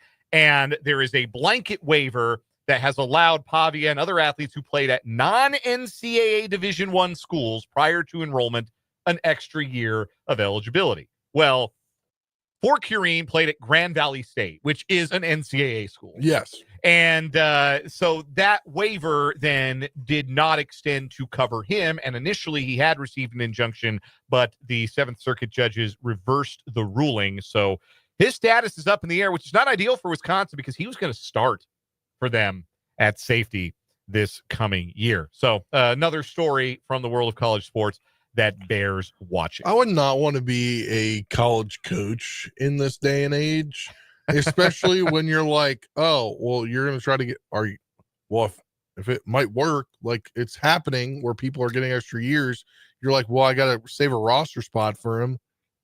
And then you're like, well, he'll be our starting player at this position. And then it's like, yeah, well, that doesn't, like, how do you even do that? Like as your coach, you know the rules, the Division II is an NCAA institution. Like, I feel like there's such an odd spot. Yeah, it is. It's a very strange spot that coaches find themselves in more and more, not knowing who's going to be eligible and having to play those kinds of games with roster spots. It is difficult, no question about it. But that is why they make the big bucks, right? They're very handsomely compensated for their time. One last headline. Let's get to the links from ESPN. McElroy rebounds at Portrush in mix following 70. Rory Ladd, playing essentially at his home course in Northern Ireland, is one of just 31 players who broke par after the first round of the Open Championship at Royal Portrush today. His 1 under 70 puts him in a tie for 20th place. There's a 5-way tie for the lead at 4 under. 5 players shot a 67 today, and it is an interesting group, including former major champion Matt Fitzpatrick, Harris English, South African Christian Bezuidenhout, God bless you, Chinese Hao Tong Lee, and the Danish Jacob Skav Olsen, who I did not know was a real person, never mind a professional golfer, before he fired up a 67 to share the lead after round 1 of the Open Championship. Olsen or Oleson? That's Olsen. Okay. It's Olsen. There is a 4-player group in a tie for 6th at 3 under par that includes world number 1 Scotty Scheffler, along with Tyrrell Hatton, Matthew Jordan, and I'm going to get this name so wrong, Saddam. I'm going to try it, man. Kakanjana, I believe, is what they were calling the man. I think he's Thai. I think that's the Thai flag. Am I right? What can you tell me? I scrolled all the way down. Yeah, that's the Thai flag. He is Thai. He is from Thailand. Okay, yeah. So, boy, it's in the top 9. You've got Denmark, China, England, South Africa, the United States, England, the United States, Thailand, and England. Very well represented. Absolutely it is. Big group at -2 includes the likes of Lee Westwood, Ricky Fowler, Nikolai and Rasmus Højgaard, the Danish twins, and Open champion from 2 years ago, Brian Harmon, Justin Rose, Tom Kim, Lucas Glover also at 2 under. Big group at 1 under includes Rory McIlroy, Tony Finau, Joaquin Niemann, former Open champion Justin Leonard, Sergio Garcia, Shane Lowry, who won at Royal Portrush last time the Open was there. John Rahm is 1 under. Phil Mickelson is 1 under as well. Bad day for Bryson DeChambeau. Yeah, I just saw that. He's not going to want to put this one on his YouTube. A 7 over 78 to put him in a tie for 144th place after the first day. Looks like the cut line right now is +1. There are a lot of players at +1. Holy Moses. So he's got some serious work to do if he wants to see the weekend. But interesting leaderboard, but some big names lurking like Scheffler and Rahm and McIlroy, and that could make for a very fun Friday and weekend in the Open Championship. That'll do it for our 580 Sports Talk headlines. We'll step aside, come back with a quick game of either or over under, and then we're taking your questions about our jobs, essentially. The show, the station, our careers. Ask us anything about 580 Sports Talk, and we'll answer. 785-272-9429 on the text line, the YouTube chat, 580 Sports Talk on YouTube. We're back after this with a quick game of either or over under.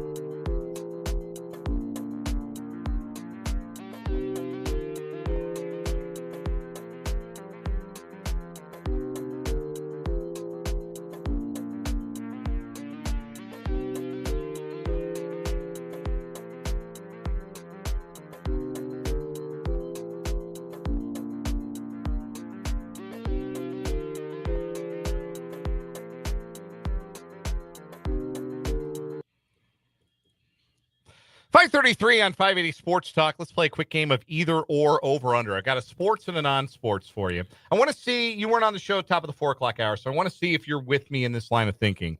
The number is 86.5. Over under the number of wins it's going to take the Royals or anybody to snag a playoff spot in the American League. Oh, I'm taking just over. Okay. Like you need 86. Well, no, 86.5 is the 80, total. So you're going so you just need under. 87, I think. Oh, you need 87. Okay. Yeah. Right now, Mariners are in that third spot. They're on pace for 86. But it should be noted, like, we've seen the Rays get real hot. We've seen the Red Sox have been hot. The Toronto's hot. You know the Yankees have a run in them. They're going to make a move at the deadline. I do think there's a possibility that those teams, if they all push each other in that AL East, could extend out the number of wins that are going to be necessary. But also, they could also end up beating each other up throughout the second half and maybe take one or two of those teams out of contention, too. So it could work either way. I do. I think 86 is the number. I think 86 is the magic number. What do you got, either or over under? Either or, Rashee Rice starts the season suspended. So yes or no? Yes or no? Because yeah, he will. Well, I was saying because Adam Schefter says expedite, but typically the process comes, was it 60 to 90 days? Yeah. In 2 months from now, that's 60 days. That's just in the window. The season would have already started. Yeah, we have 50 days to kick off, right? Yeah. So, yeah, 60 to 90 days would mean a mid-season suspension.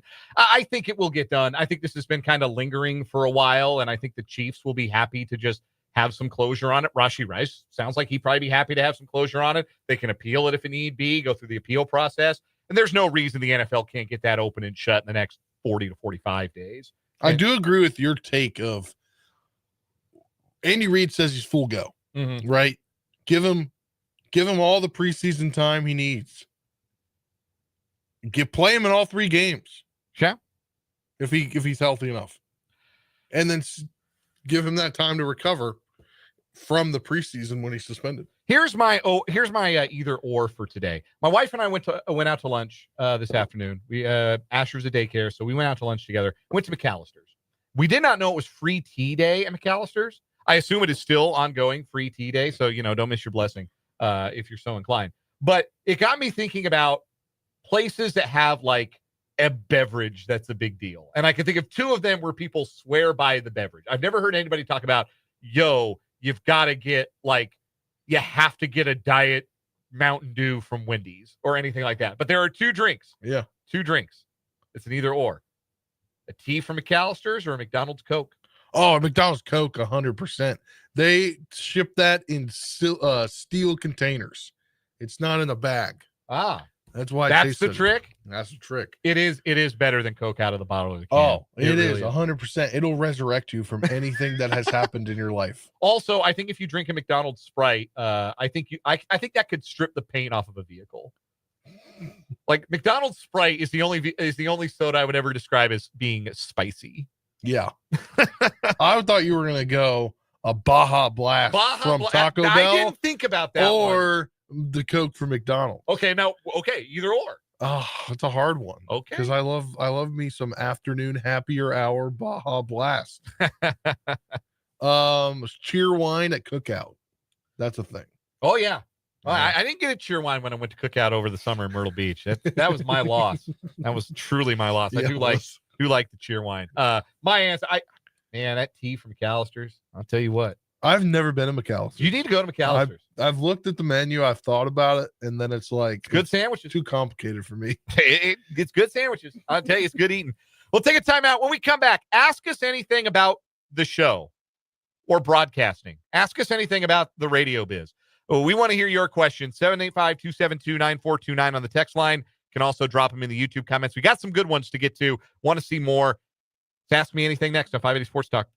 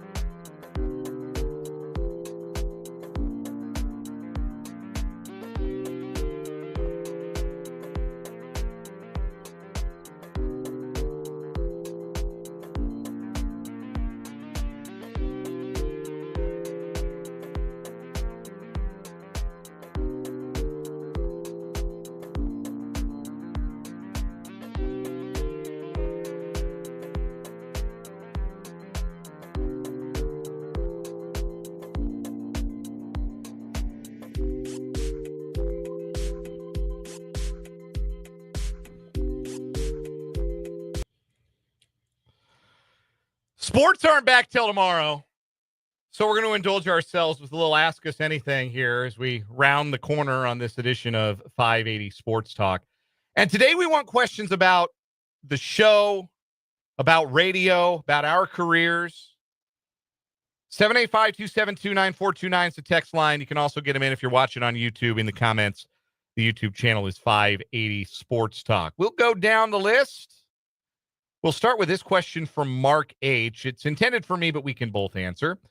Who's your favorite guest or person to talk to on 580 Sports Talk? We'll set aside our regular guests. Oh, darn. Oh, do you have a favorite regular guest? I love talking to Fitz because you never know what he's going to say. Fitz is a classic. Yes. Fitz is a classic. Especially if you tell him what we just talked about on the show. You never, like in our What Is Wrong With You segment, you never know what he's going to say. You never know what he's going to get. As far as in the history of this show, really enjoyed when we had the chance to do Mondays with Mike Wilhoit right after his NFL playing career. It ended before he got into coaching.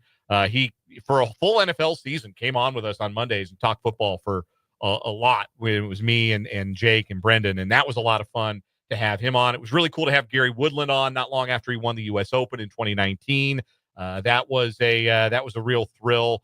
Other times in my radio career, I got to interview Barry Sanders when I was on the air in Wichita. That was very cool. I was prepared for that to not be a great interview because, Barry's reputation was he didn't always love talking to the media, but he was wonderful on morning radio with me and former 580 Sports Talk host Alex Gold back when we did morning radio together in Wichita. Barry was awesome. A great radio guest. I also got to interview Art Stewart, the legendary Royals scout, who was a Royal Scout, signed Bo Jackson. He was in the scouting game for 60-odd years. I got to interview Art Stewart. He told some really cool stories on the radio. So those are some of the ones that stand out to me. Next question. Again, another one intended for me, we can both answer here from Jason in the YouTube comments. Your favorite football or basketball call on the radio? Does that mean ours or ours? Okay. I'm assuming. That's how I'm going to answer it. If that's not what Jason meant, he can correct us, but that's how I'm going to answer it. I will say my favorite games to call have been state championship victories. I've been fortunate. Shawnee Heights boys back in 2017, Washburn Rural girls in 2019. I know I've done Seaman girls, obviously, in 2024. When I've had the chance to be Mike's side for those championship moments, those are really special because it's the culmination of a season-long goal for those boys or girls, and you got to tell the best part of the story, and that's a really, really neat thing to have gotten to be a part of. Do you have a favorite game or that you've ever called? I would say not necessarily here, but back when I was in college, I got to call a couple Marshall football game-winning kicks or game-winning walk-off touchdowns in the extra, in the overtime where the touchdown won the game. Mm-hmm. Also back, I got to call like a playoff game in my last spot where I worked, and it was against two legendary head coaches, and one was retiring, and they'd gone back and forth with each other for 35 years, and it was like the rivalry was just cool. It was a back and forth game. It was a last second shot winner, and then the guy was a 3-sport athlete who hit the shot, and he's playing right now at I think West Virginia. Very cool. Yeah. Next question. This one's from Vance. Best advice you or Spencer have gotten from a current or past host of 580 Sports Talk? Have Jake or I ever given you any advice, Spencer? I think Jake gave me advice on the phone when I was, or on the last interview, or no, when he called me to take the job, when he called me to offer me the job, he said, what was like? Let me think about it. You go. Okay. Best advice I got from a past 580 Sports Talk host was when I was playing golf with Mark Elliott. And he told me, Dan, the ball will go where you hit it. And like that made a lot of sense to me. That really crystallized. Like, okay, if I hit it way left or way right, it was because that's where I hit the ball. Yeah. So like, why did I hit the ball there when I was, if I wasn't trying to, why did I hit the ball there? How do I correct it? Make sure it goes in the direction I want to go next time. Like it's some of the best golf advice I've ever gotten. Maybe the best golf advice I've ever gotten. I don't have an exact quote from him, but he said, something along the lines of, you may be like a wildly an outsider, but I mean, you got the tape for this. Like you sound like you know what you're doing. And dude, this was the biggest risk I've ever taken in my life. Sure. Was moving halfway across the country for absolutely. a job. And that was pretty nice to hear. Like the initial call was nice to hear too. Next question. This one for me. Observation from Mark B. Missed you when you were on hiatus from 580 Sports Talk. Very happy you came back. Thank you, Mark. You did a state championship call for the station during that time. I don't believe I actually called a game for the station in my time in Colby, but I did chip in on the statewide scoreboard show for state basketball. I was part of the coverage during state. I was out in Great Bend for 1A Division II.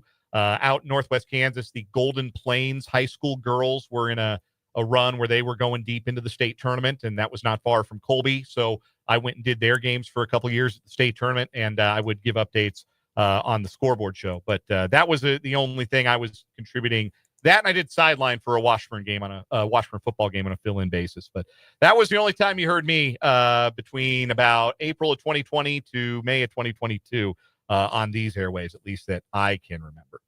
Vance, another question. A day in the life of me, I guess. Drop my kiddo off at daycare. I show up, get the show prepared. We have a Google Doc. Yeah. We prepare the show in a Google Doc. We've got our, segment by segment, not scripted, but outlined. So we know generally what it is that we're going to be talking about, when it is that we're going to be talking about it.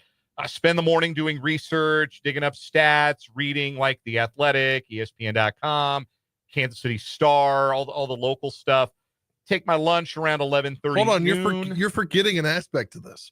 Between like 10:50 and like 11:15, Brendan and I come and bother you for like 20 minutes. Yes, and we have our daily confab. Yes, our daily convos. Like crew call, I guess you would call it, in my office.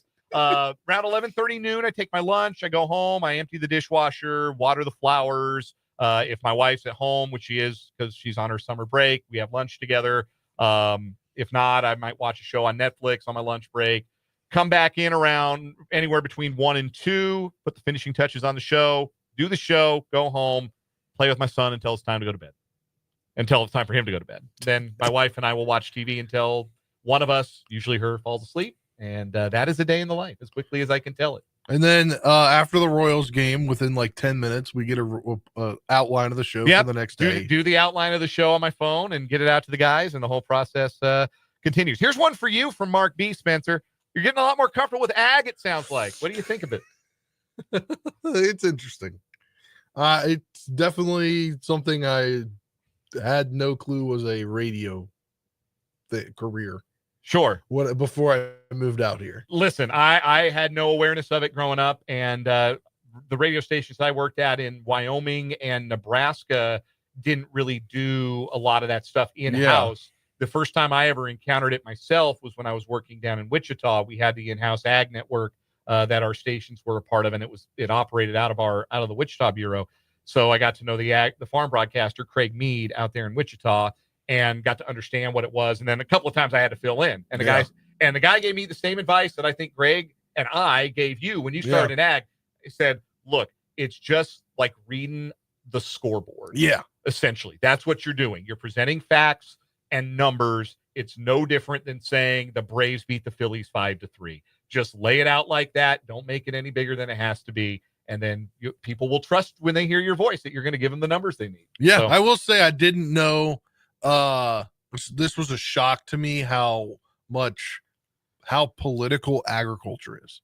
Yes. Lots of, everything happening in politics affects what happens in the ag world. I didn't know, if I just never know that, if something happened, then the price of corn will be affected because,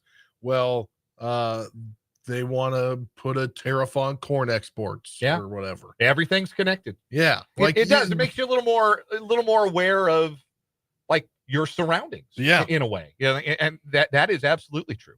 2 more questions. These are from the text line. First from the 785.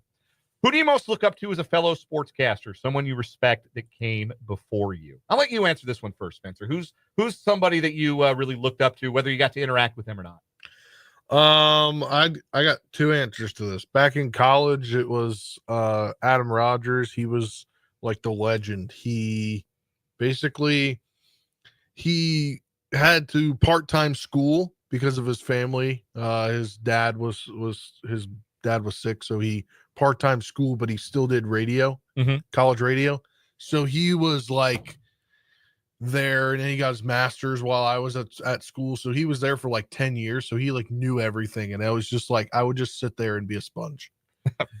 Good guy to be a sponge for. And then sure. like professionally in the DC area, it's Grant Paulson, who hosts on 106.7 The Fan. I've connected with him quite a few times. I had him on my show multiple times back when I worked in West Virginia, just outside of the DC area. And then I've, talked to him about, radio and stuff. So it's pretty cool to talk to somebody who was literally like a child prodigy in sports radio. Like he had a Sirius XM show at the age of 14. Jeez. Yeah. What am I doing with my life? My answers for that question, when I was 7 years old, I kind of knew this is what I wanted to do for a living. I wrote a letter as part of a school project to Jeff Kingery, who at the time was one of the voices on the radio of the Colorado Rockies. He'd been the voice of the Denver Nuggets. He'd been in broadcasting a very long time.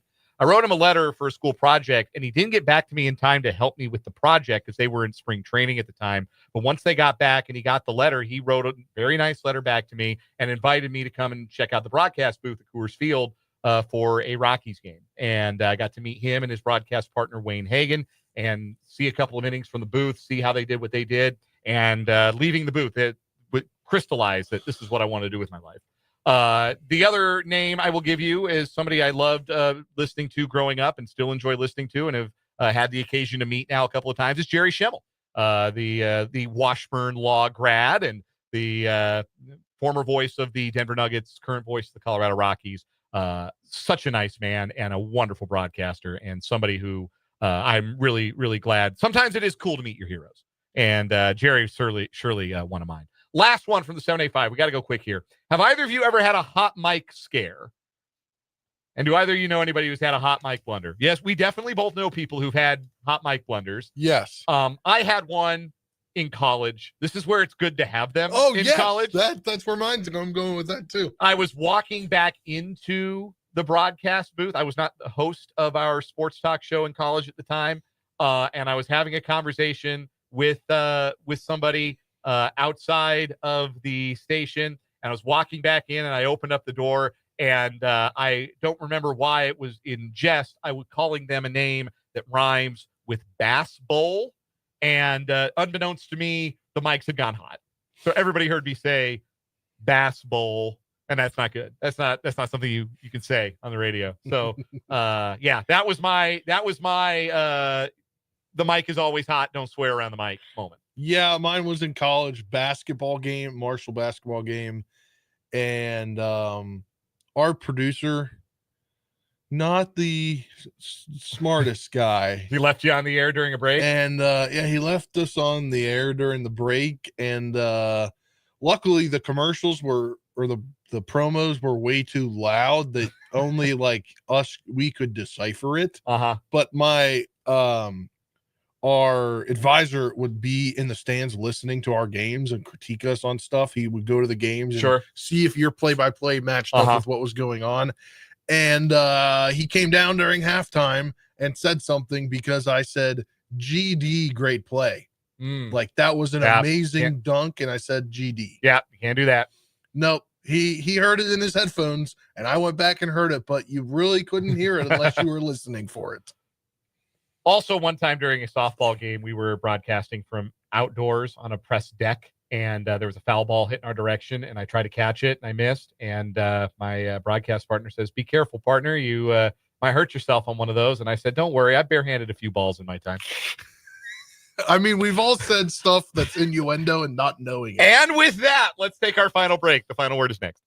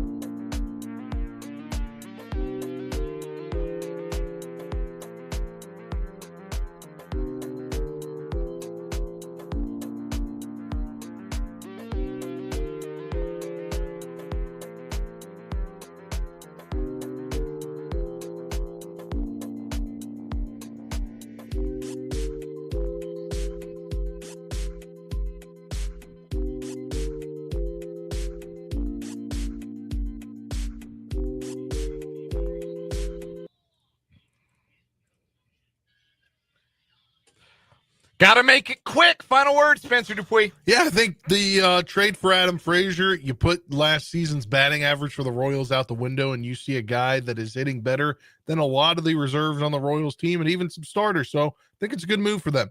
Final word for me today. Rashee Rice is going to miss some game time for the Chiefs in 2025. We know that now, but I think there's reason to believe it may not be as stiff a punishment as maybe we were fearing by this time last year.